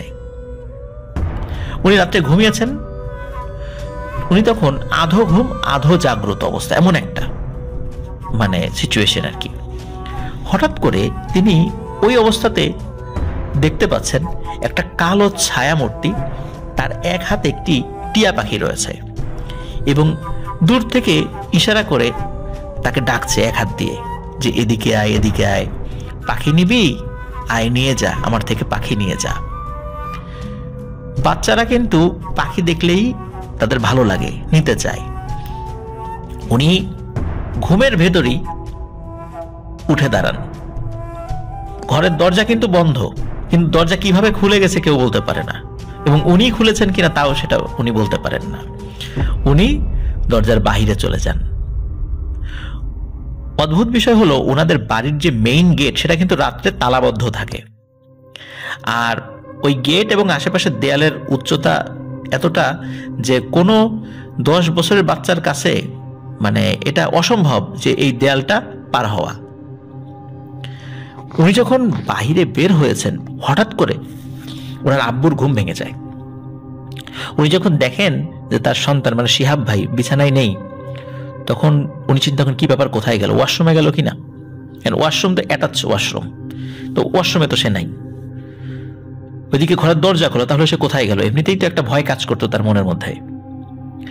উনি ওনার স্ত্রীকে ডাকেন না, শিহাব ভাইয়ের আম্মাকে ডাকেন না, চিন্তা করছে ঠিক আছে সে ঘুমাচ্ছে, আমি একটু দেখি কোথায় গিয়েছে। হঠাৎ করে তাকে বললে সে তো খুব পেরেশানিগ্রস্ত হয়ে যাবে। উনি নিজেই খোঁজার চেষ্টা করেন এবং দৌড়ে বাড়ির ছাদে উঠে যান, যে ছাদে গিয়েছে কিনা। ছাদে উঠে উনি যে ভয়ানক একটা দৃশ্য দেখেন, এটা আসলে কি বলবো, এটা কোনো বাবার পক্ষে এই জিনিসটা দেখাটা আসলেই অনেক পেরেশানির একটা বিষয়। তিনি দেখতে পান শিহাব ভাই তাদের যে বাড়ির গেটের বাইরে পুকুর ঘাট রয়েছে, সেই পুকুর ঘাটের ভেতর দিয়ে পুকুর ঘাট থেকে নেমে পানির উপর দিয়ে হেঁটে পুকুরের মাঝখানে চলে যাচ্ছেন। উনি ওই দৃশ্য দেখার সাথে সাথে চিৎকার দিয়ে বলতে থাকেন, এই শিহাব দাঁড়া দাঁড়া দাঁড়া। কিন্তু উনি তো বুঝতে পারেন যে আসলে এইভাবে দাঁড়া দাঁড়া বললে তো শিহাবের তো আসলে সেন্স ফিরবে না, কারণ সে তো সেন্সে নেই। তাকে মায়াজালে আবদ্ধ করে সেদিকে নিয়ে যাওয়া হচ্ছে। তিনি দ্রুত নিচে গিয়ে গেটের চাবিটা একটা নির্দিষ্ট জায়গায় রাখা ছিল, সেটা হাতে নিয়েই দ্রুত গেট খুলেই পুকুর পাড়ে চলে যান। কিন্তু পুকুর পাড়ে গিয়ে দেখেন একটা অদ্ভুত ব্যাপার, সেটা হলো এই শিহাব ভাই উনি পুকুরের ভেতরে না, পুকুরের সিঁড়ির উপর পড়ে আছেন এবং দূরে পানির মধ্যে দুটো অবয়ব মারামারি করছে পানির উপরে। তারা কিন্তু পানির মধ্যে ডুবে মারামারি করছে, বিষয়টা এরকম না, পানির উপরে মারামারি করছে। দুটো অবয়বই কালো পোশাক পরা, এবং একটা ছোট বালতির মধ্যে যদি একটা বড় মাছ রাখা হয়, সে মাছ ছটফট করলে কিরকম শব্দ শোনা যায়, ওই পুকুরের মধ্যে থেকে ওই ধরনের শব্দ হচ্ছে। তো উনি ওই দিকে আর খেয়াল না করে দ্রুত শিহাব ভাইকে নিয়ে ঘরে চলে আসেন। তো ঘরে চলে আসার পর ওদিকে শিহাব ভাইয়ের মাও জেগে গিয়েছে, বলে কি হয়েছে, তখন বলেন যে এই ঘটনা। তখন তাকে ঝাড়ফুঁক করা হয়। পরবর্তী দিন শিহাব ভাইয়ের বাবা তিনি তার অনুগত জিনদের মাধ্যমে জানতে পারেন যে এক রোগীকে উনি সুস্থ করেছিলেন জিনের হাত থেকে। ওই জিনটি শিহাব ভাইকে ক্ষতি করার জন্য নতুন করে পিছু নিয়েছে এবং এই কালো অবয়বের বেশে রাতের বেলা হাতে টিয়া পাখি নিয়ে স্বপ্নের মধ্যে তাকে ডাক দিয়েছিল। এটি মূলত সত্যি সত্যি তাকে ডাক দিয়েছিল, কিন্তু স্বপ্নের মধ্যে সে মানে দেখেছে এবং বাস্তবেও সেটা ছিল ওখানে। এবং তাকে ওই পুকুরের মধ্যে, পানির মধ্যে মাছ পুকুরে নিয়ে গিয়ে ডুবিয়ে মেরে ফেলার একটা পরিকল্পনা ছিল। কিন্তু শিহাব ভাইয়ের বাবার অনুগত আরো একটি ভালো জিন সেই বিষয়টি খেয়াল করে এবং খেয়াল করার পর ওই পুকুরের পানির উপর যখন সে চলে গিয়েছে তখন তাকে ওখান থেকে সরিয়ে সিঁড়িতে নিয়ে আসা হয় এবং তখন ওই দুষ্টু জিনের সাথে ভালো জিনের ধস্তাধস্তি মারামারি শুরু হয়ে যায়। এবং এই মারামারি যখন চলছিল ওই সময় হচ্ছে শিহাব ভাইয়ের বাবা গিয়ে শিহাব ভাইকে উঠিয়ে নিয়ে আসে। শিহাব ভাইয়ের বাবা যখন ওই জিনকে ধন্যবাদ দেয় তখন ওই জিন আবার এমন একটা বিষয় বলে বসে, তখন সেটা হয়ে যায় আর একটা চিন্তার বিষয়। ওই জিন বলে যে শিহাব ভাইকে তার পছন্দ, সে তার বোনের জন্য তাকে পছন্দ করেছে, সুতরাং তার বয়স যখন 20 বছর হবে তখন শিহাব ভাইকে নাকি নিয়ে যাবে। তখন শিহাব ভাইয়ের বাবা তো খুব পেরেশানিগ্রস্ত হয়ে পড়েন যে তুমি তার উপকার করেছো, এখন এটা কি বলো, নিয়ে যাবা মানে? বলে হ্যাঁ নিয়ে যাব, তবে হ্যাঁ একটা কাজ যদি করেন তাহলে আপনার ছেলে বেঁচে যাবে, না হলে কিন্তু আমি নিয়েই যাব। বলে কি? বলে এই ছেলের বয়স যখন 20 বছর হবে, 21 বছর হওয়ার আগেই তাকে একজন দিনদার নামাজি মেয়ের সাথে বিয়ে দিয়ে দিতে হবে। যদি এই কাজটি করতে পারেন তবে আপনার ছেলেকে আমরা নিতে পারবো না, না হলে কিন্তু নিয়ে যাবই। আর এখন থেকে ওকে সবসময় চোখে চোখে রাখবেন। আমি যদি নাও নিয়ে যাই তাহলে কিন্তু অন্য দুষ্টু জিনেরা যাদেরকে আপনি ক্ষতি করেছেন, বিভিন্ন মানুষের উপর থেকে ছাড়িয়েছেন, যাদেরকে বশীভূত করে রেখেছেন, তার আত্মীয় স্বজনরা কিন্তু ওর ক্ষতি করবে বা নিয়ে যাবে। তখন কিন্তু আমাকে দোষ দিতে পারবেন না। এবং ওই জিন শিহাব ভাইয়ের বাবাকে বলে দেন যে শিহাব ভাইকে কি কি আমল করতে হবে এবং সারা জীবন ওইটা করেই যেতে হবে। এবং শিহাব ভাই এরপর থেকে এখন পর্যন্ত তিনি এই কাজগুলো করে যাচ্ছেন। প্রিয় লিসেনার্স, শিহাব ভাইয়ের প্রথম ঘটনাটি আপনারা শুনলেন। কি মনে হয় যারা আসলে এই কবিরাজ বা ওঝা, যারা জিনের চিকিৎসা করেন বা জাদুটোনার চিকিৎসা করেন, আসলে ওনারা কি খুব ভালো থাকেন বা ওনারা কি খুব স্বাভাবিক লাইফ লিড করতে পারেন আমাদের মতো? আসলে পারেন না, এটা সম্ভব হয় না। আমরা যেমন দেখি যে পুলিশ সদস্য যারা, তারা কিন্তু একটা সিকিউরিটি মেনটেন করে নিজেদেরকে রাখেন সবসময়, কারণ অনেক অপরাধীদের সাথে তাদের কাজ করতে হয়, অনেক অপরাধীর বিরুদ্ধে মামলা করতে হয়, অনেক অপরাধীকে ধরতে হয়, কখনো পানিশমেন্টও দিতে হয় তাদের মুখ থেকে কথা বের করার জন্য। এই অপরাধীরা যখন বের হয়ে আসে তখন তো ওই পুলিশ সদস্যদের উপর হামলা হতে পারে। এই জন্য পুলিশ সদস্যদেরকেও বা এই কাজের সাথে, আইন শৃঙ্খলা রক্ষার সাথে যারা জড়িত আছেন, তাদের নিজেদের নিরাপত্তা নিজেকেও বজায় রাখতে হয়, তা না হলে কিন্তু খারাপ মানুষরা তাদের ক্ষতি করতে পারে। সুতরাং জিনদেরকে নিয়ে যারা কাজ করে, জিনদের ইচ্ছার এগেইনস্টে যদি আমি কোনো কাজ করি তাহলে তারা তো ক্ষতি আমাকে করতেই পারে, এটা তো স্বাভাবিক, তাই না? এই জন্য যারা এই কাজগুলো করেন তারা কিন্তু আমাদের মতো স্বাভাবিকভাবে জীবনযাপন করতে পারেন না, অনেক সীমাবদ্ধতার মধ্যে তাদেরকে থাকতে হয়, যেমনটি এই ঘটনার মাধ্যমে আমরা জানতে পারলাম। 2008 সালে এটি ঘটেছিল বরিশালে। বরিশালের কোন জায়গাতে, এই জায়গাটা স্পেসিফিক করে আর কি বলা যাচ্ছে না, শুরুতেই বলেছি সঙ্গত অনেকগুলো কারণে সেটি বলা যাচ্ছে না। পারিবারিক কলহের সূত্রপাতে এই ব্ল্যাক ম্যাজিক করা হয়েছিল। সেটি এমন হয় যে যিনি করেছিলেন তার নানা, তিনি বেশ ভালো ছিলেন, তার 3 মেয়ে ছিল, তারপর তার একটা ছেলে ছিল। তো 3 মেয়ের মধ্যে 1 মেয়ের ছেলে হচ্ছে এই ঘটনার মূল নায়ক, যিনি ব্ল্যাক ম্যাজিক করেছিলেন। এবং ব্ল্যাক ম্যাজিক করার পেছনে অনেকগুলো কারণ ছিল, সেটি আমি বলছি, তাহলে প্রিয় লিসেনার্স আপনারা বুঝতে পারবেন যে কেন বেশ কিছু বিষয় বলতে চাচ্ছি না আর কেনই বা ব্ল্যাক ম্যাজিক করা হয়েছিল।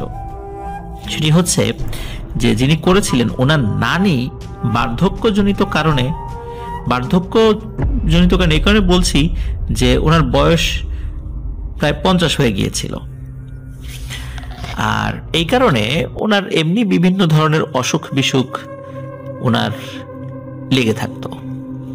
এর মধ্যে একটা সমস্যা দেখা দেয়, সেটা হচ্ছে উনি কানে কম শুনতে থাকেন, এবং কানে কম শুনতে শুনতে একটা পর্যায়ে এমন অবস্থা হয়ে যায় যে উনি কানে প্রায় একদম শুনতেন না বললেই চলে। গ্রামে কিন্তু মহিলাদের এই ধরনের সমস্যাগুলো, মানে দৈনন্দিন জীবনযাপনে এই ধরনের সমস্যাগুলো কিন্তু অনেক বড় করে দেখা হয়।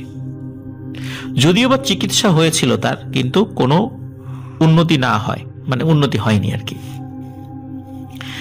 যার ফলে পারিবারিক সম্মতিতে, মানে নিজের ছেলে মেয়েদের সম্মতিতেই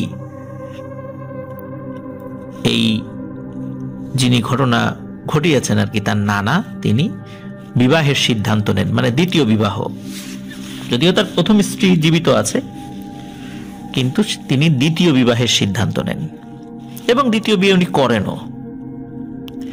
দ্বিতীয় বিয়ে করার কিছুদিন পর থেকেই শুরু হয় কিছু ঘটনা। যেমন প্রথমে যখন, মানে ওনার আগের স্ত্রী ছিল, তিনি এখনো আছেন ঠিক আছে, কিন্তু ওনার যে 3 মেয়ে ছিল এবং 1 ছেলে ছিল, এই 3 মেয়ের মধ্যে 2 মেয়ের বিয়ে হয়ে গিয়েছিল, তাদের নাতি নাতনি হয়ে, মানে তাদের ঘরে সন্তান হওয়ার কারণে তার নাতি নাতনি হয়ে গেছে। নাতি নাতনিদেরকে তিনি খুব আদর করতেন। ওদিকে তার একমাত্র ছেলে, তাকে খুবই আদর করতেন। বিয়ের অল্প কয়েকদিনের মধ্যে এমন একটা অবস্থা হলো যে তার নাতি নাতনি, ছেলে মেয়ে কাউকে দেখতে পারেন না, এবং তাদেরকে ভয়ানক রকমের শত্রু হিসাবে গণ্য করেন। তো তারা তো চিন্তিত হয়ে পড়ে, কি ব্যাপার, আমার বাবা এত ভালো ছিল, মাত্র কয়েকদিনের ব্যবধানে এমন চেঞ্জ হয়ে গেল, এটা কিভাবে সম্ভব?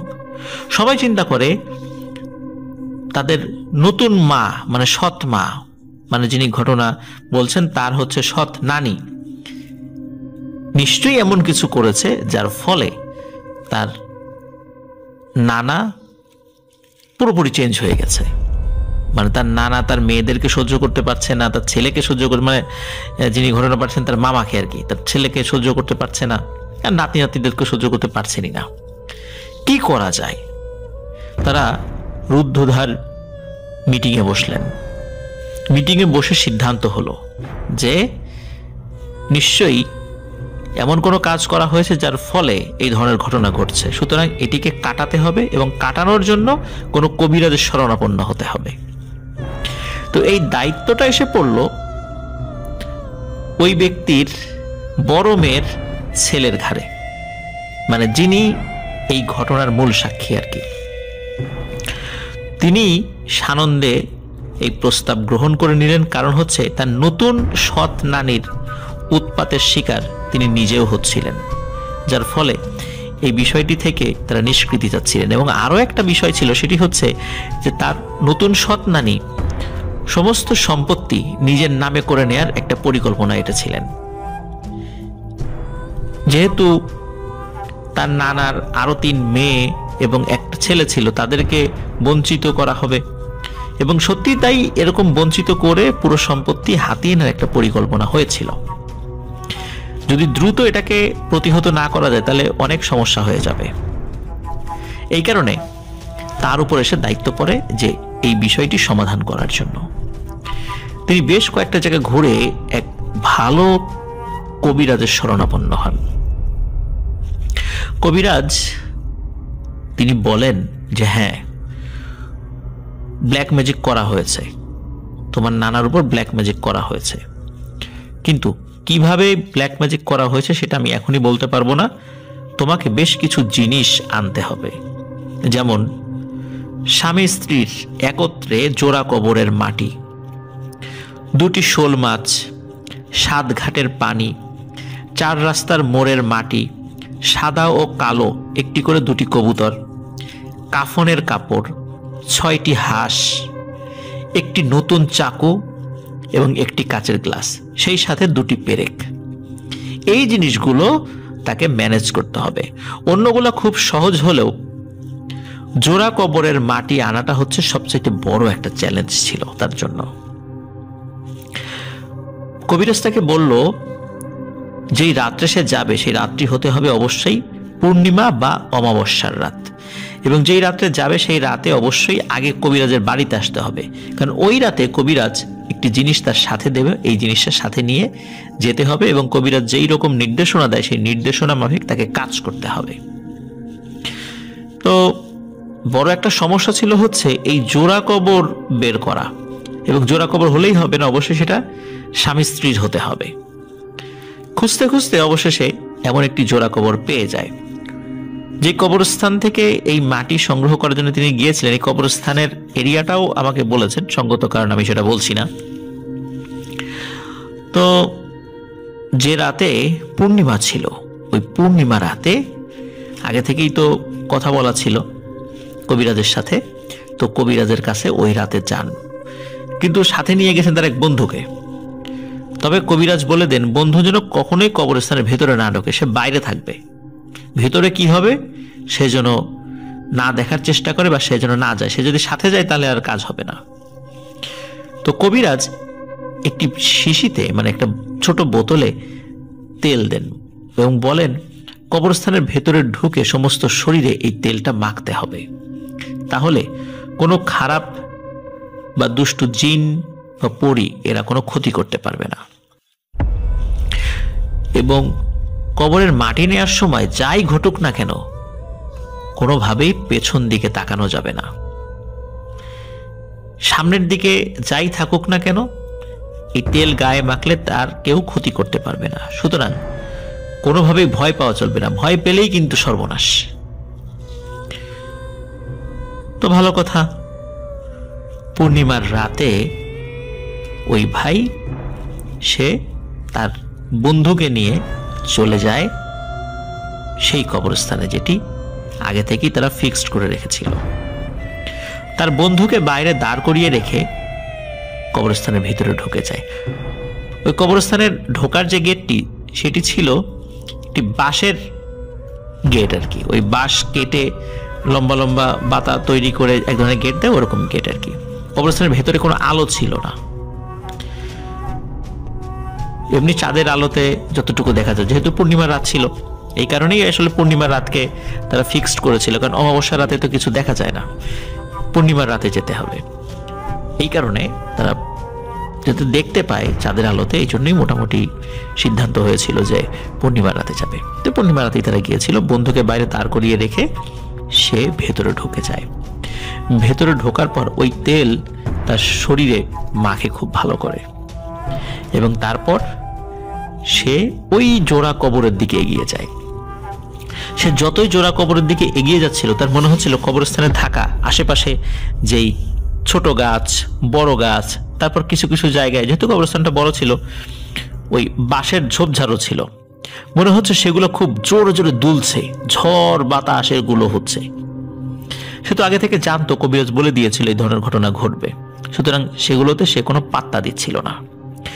ওই যে দুটা কবর, ওই কবরের কাছে সে যখন গিয়েছে এবং কবরের মাটি তুলতে যাবে, হঠাৎ করে তার চোখের সামনে ভেসে ওঠে ওই কবরের উপরে দুজন ব্যক্তি বসে আছে, এবং শুধু তাই না, তার সামনে পেছনে যত কবর আছে এই কবরের উপরে কেউ বসে আছে, এবং প্রত্যেকের চেহারা একই রকম, সেটি হচ্ছে যিনি এই কবরের মাটি আনতে গেছেন সবার চেহারা তার মতো, কাফনের কাপড় পরা বসে আছে এবং তার দিকে তাকিয়ে বিশ্রী ভাবে হাসছে।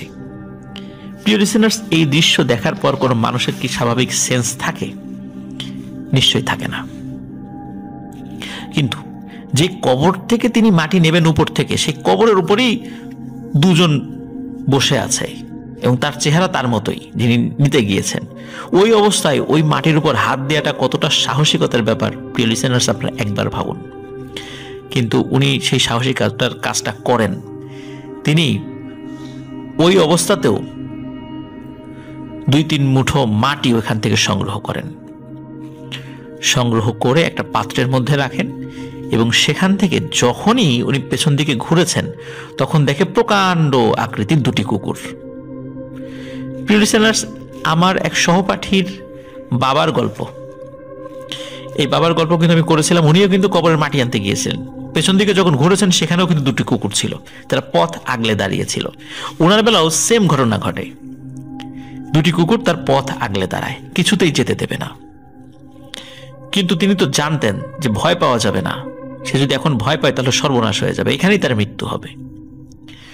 যদিও বা উনি ভয় পাচ্ছিলেন, কিন্তু তিনি সাহসিকতার সাথে যে কাজটি করেন সেটি হচ্ছে যে ওই কুকুরের দিকে উনি এগিয়ে যান। কিন্তু যত কুকুরের দিকে এগিয়ে যায়, ওই কুকুর দুটি কি হয়, তার পথ ছেড়ে দিয়ে দুপাশে চলে যায়, মানে তত মাঝখানে ফাঁকা করে দুপাশে চলে যায়। এর পেছনে কারণ হলো তার শরীরে ওই যে তেলটি মাখা ছিল, ওই তেলের কারণে ওই কুকুর দুটি হয়তোবা সরে যাচ্ছিল, যার কারণে সে খুব নির্বিঘ্নে কবরস্থান থেকে খুব দ্রুত বের হয়ে আসতে পারে। এবং বের হয়ে আসার পর কিন্তু আর কিচ্ছু দেখে না, সবকিছু স্বাভাবিক। তিনি তার বন্ধুকে সাথে নিয়ে দ্রুত ওই কবরস্থান ত্যাগ করে, বন্ধুকে তার বাড়িতে এগিয়ে দিয়ে সে সরাসরি ওই রাতেই ওই কবিরাজের কাছে চলে যায়।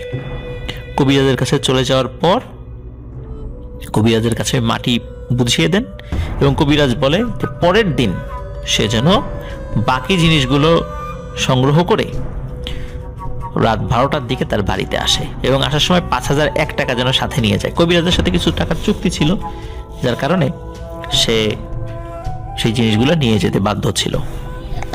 পরের দিন যেই প্রয়োজনীয় জিনিসগুলো ছিল, শুরুতে বলেছি যে 2টি শোল মাছ, 7 ঘাটের পানি, 4 রাস্তার মোড়ের মাটি, সাদা ও কালো 1টি করে 2টো কবুতর, কাফনের কাপড়, 6টি হাঁস, 1টি নতুন চাকু এবং 1টি কাচের গ্লাস, সাথে 2টি পেরেক।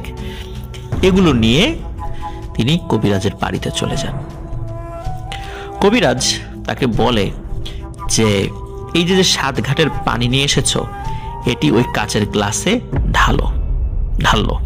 সে ঢালার পর কবিরাজ বলেন এই কাফনের কাপড়টা আমি গায়ে দিয়ে মাটিতে শুয়ে পড়ব।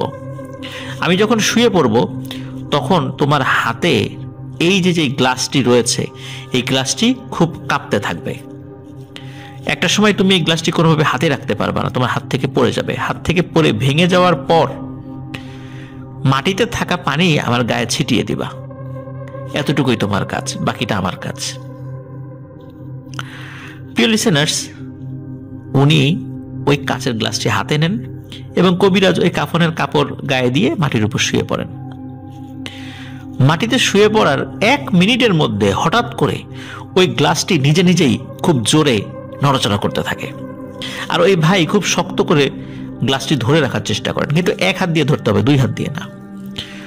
এবং ওই গ্লাসটি এমনভাবে নড়াচড়া করছিল যে ওনার ওয়েট ছিল ওই সময় প্রায় 60 কেজি। তার 60 কেজির বডি পর্যন্ত নড়াচড়া করছিল ওই গ্লাস নড়াচড়া করার কারণে, এত জোরে নড়াচড়া করছিল। একটা সময় উনি ওই গ্লাসটি আর হাতে ধরে রাখতে পারেন না, হাত থেকে ঠাস করে নিচে পড়ে যায় এবং নিচে পড়েই ঝনঝন শব্দে ভেঙে যায়। ভেঙে যখন যায়, আগে থেকে বলা ছিল যে মাটিতে যে পানি পড়বে ওই পানিটা থেকে কিছু পানি নিয়ে তার গায়ের উপর ছিটিয়ে দিতে। যখন ছিটিয়ে দেয় তখন কবিরাজ উঠে বসে। উঠে বসার পর কবিরাজ বলতে থাকে, তোমার নানা বাড়িতে মোট 11টি তাবিজ পুঁতে রাখা হয়েছে। পুকুর পাড়ের চারদিকে 4টা, চাপকল মানে টিউবওয়েল, যেখানে ওই টিউবওয়েলের মধ্যে একটা ফেলে দেওয়া হয়েছে, যেটি পাইপের মধ্যে চলে গেছে।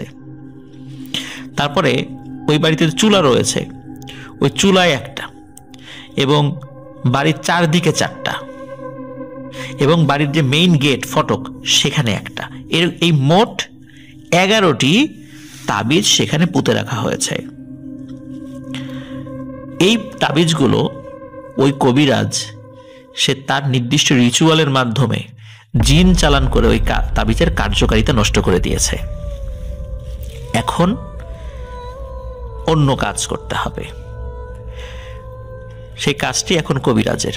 কবিরাজ কি করে, ওই অবস্থা থেকে উঠে ওই যে হাঁসগুলো নিয়ে এসেছিল, ওই চাকু দিয়ে, চাকুগুলো খুব ভারী ছিল, আসলে চাকু তো না, ওটা দা আর কি, এক কোপে একটা করে হাঁসের মাথা মানে 1 কোপে বিচ্ছিন্ন করে ফেলছিল।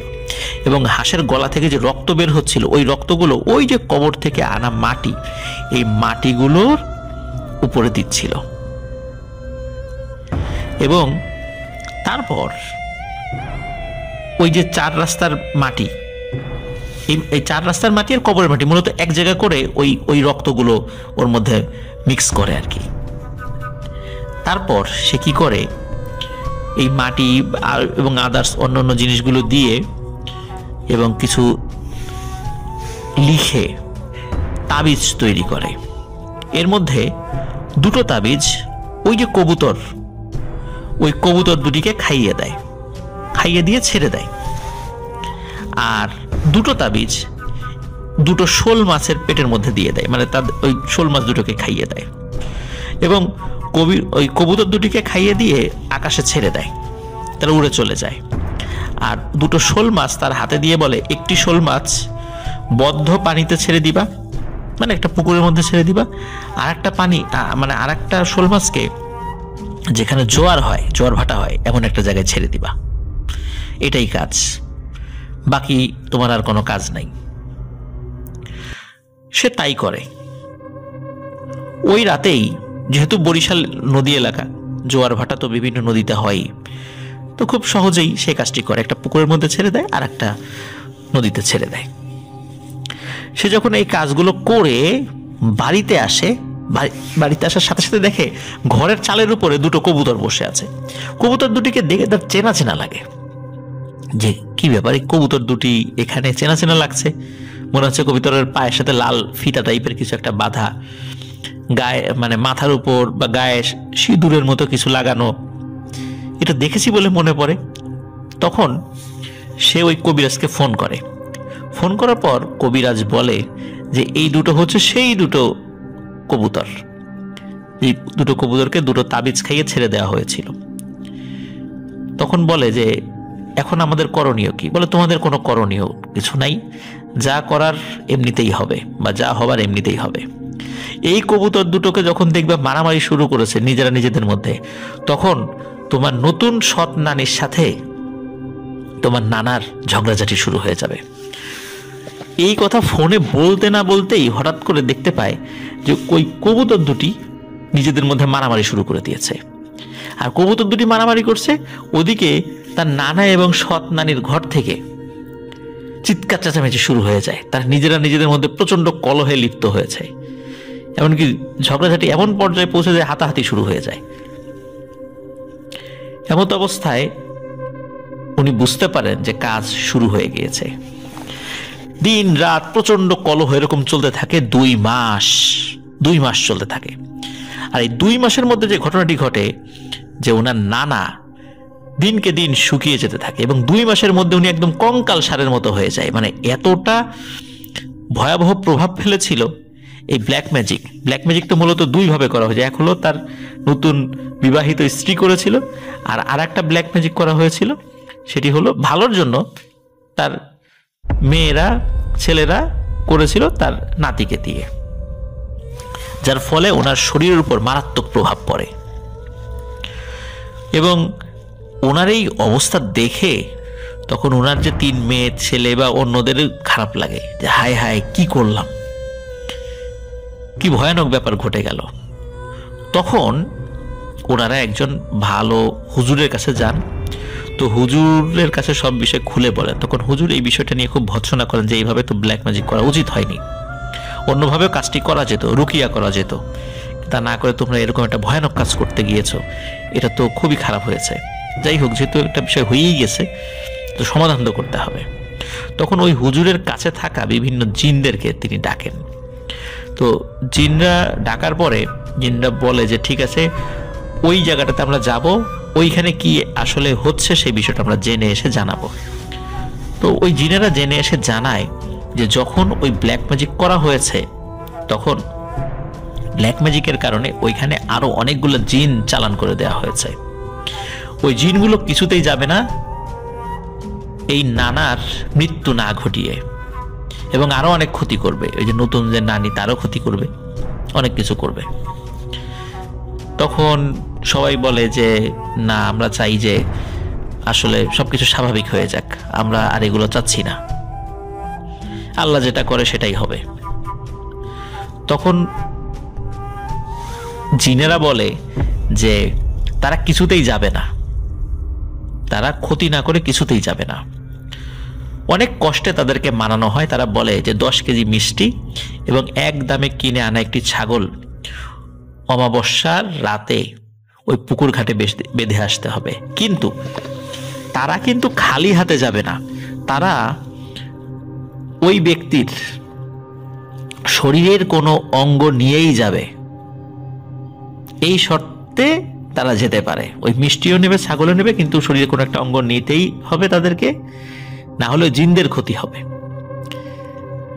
কোন অঙ্গ নেব এটা জিনরাই বলে দেয়, যে আমাদেরকে বলে দেন আমরা কোন অঙ্গ নিব, আপনারা যেটা নিতে বলবেন সেটা নিব, কিন্তু একটা নিতেই হবে। তখন পরামর্শ সাপেক্ষে ওই হুজুর বলেন, ঠিক আছে, তার বাম চোখটা তোমরা নিয়ে যাও। তো ঠিক আছে, নিয়ে যাবে।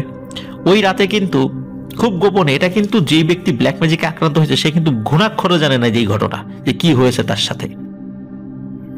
খুব গোপনে তার ছেলে মেয়েরা এই কাজটি করে।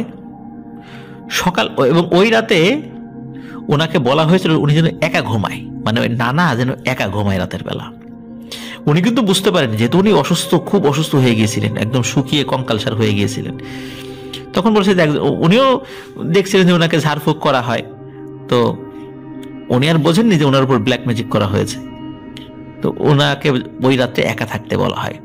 সকালবেলা ওই নানা দেখেন যে ওনার এক চোখ নেই। এক চোখ যে নেই, উনি কিন্তু ব্যথা পাননি বা চোখ দিয়ে রক্ত বের হয়েছে, বিষয়টা এরকম না। ওনার এক চোখ নাই, উনি এক চোখে আর দেখেন না। এবং এরপর থেকে উনি আস্তে আস্তে সুস্থ হয়ে যান। ওই ব্ল্যাক ম্যাজিকের প্রভাবও কেটে যায়। তার নতুন নানি যেটা করেছিল সেটার প্রভাবও তো কেটে তো গিয়েছিলই, এবং ওনারা যেটা করেছেন সেটাও কেটে যায়। আবার আস্তে আস্তে স্বাভাবিক হয়ে যায়। পারিবারিক যেই সমস্যাগুলো ছিল এগুলোর অবস্থা কি হয়েছিল সেটি আমি জানতে পারিনি, সেটি আমাকে বলেনি পরবর্তীতে। তো এভাবেই ভয়ানক এই ব্ল্যাক ম্যাজিকের সমাপ্তি হয়। প্রিয় লিসেনার্স, এই যে ব্ল্যাক ম্যাজিক এটি যে করা হলো এখানে, আপনারা বুঝতে পারছেন যে কি ভয়ানক একটি ব্যাপার ঘটেছিল। এই ব্ল্যাক ম্যাজিক কিন্তু ভালোর উদ্দেশ্যে করা হয়েছিল, যেন সম্পত্তি রক্ষা পায়। কিন্তু দেখেন ব্ল্যাক ম্যাজিকটি করার ফলে ওই নানার কি ভয়ানক অবস্থা হয়েছিল, সে একদম কঙ্কালসার হয়ে গিয়েছিল। আর কিছুদিন পরে হয়তো উনি মারাই যেতেন। কিন্তু ওই নানা কিন্তু আজও জানে না যে ওনার এই অসুস্থতার কারণ কি ছিল, তারা বুঝতে দেয়নি। কিন্তু তার 3 মেয়ে এবং ছেলে এবং তার যে নাতি এই কাজটি করেছিল, মানে যে দৌড়ঝাঁপ করে এইগুলো ম্যানেজ করেছিল সাহস করে, শুধু এরাই এই ঘটনাটা জানে, আর কেউ জানে না।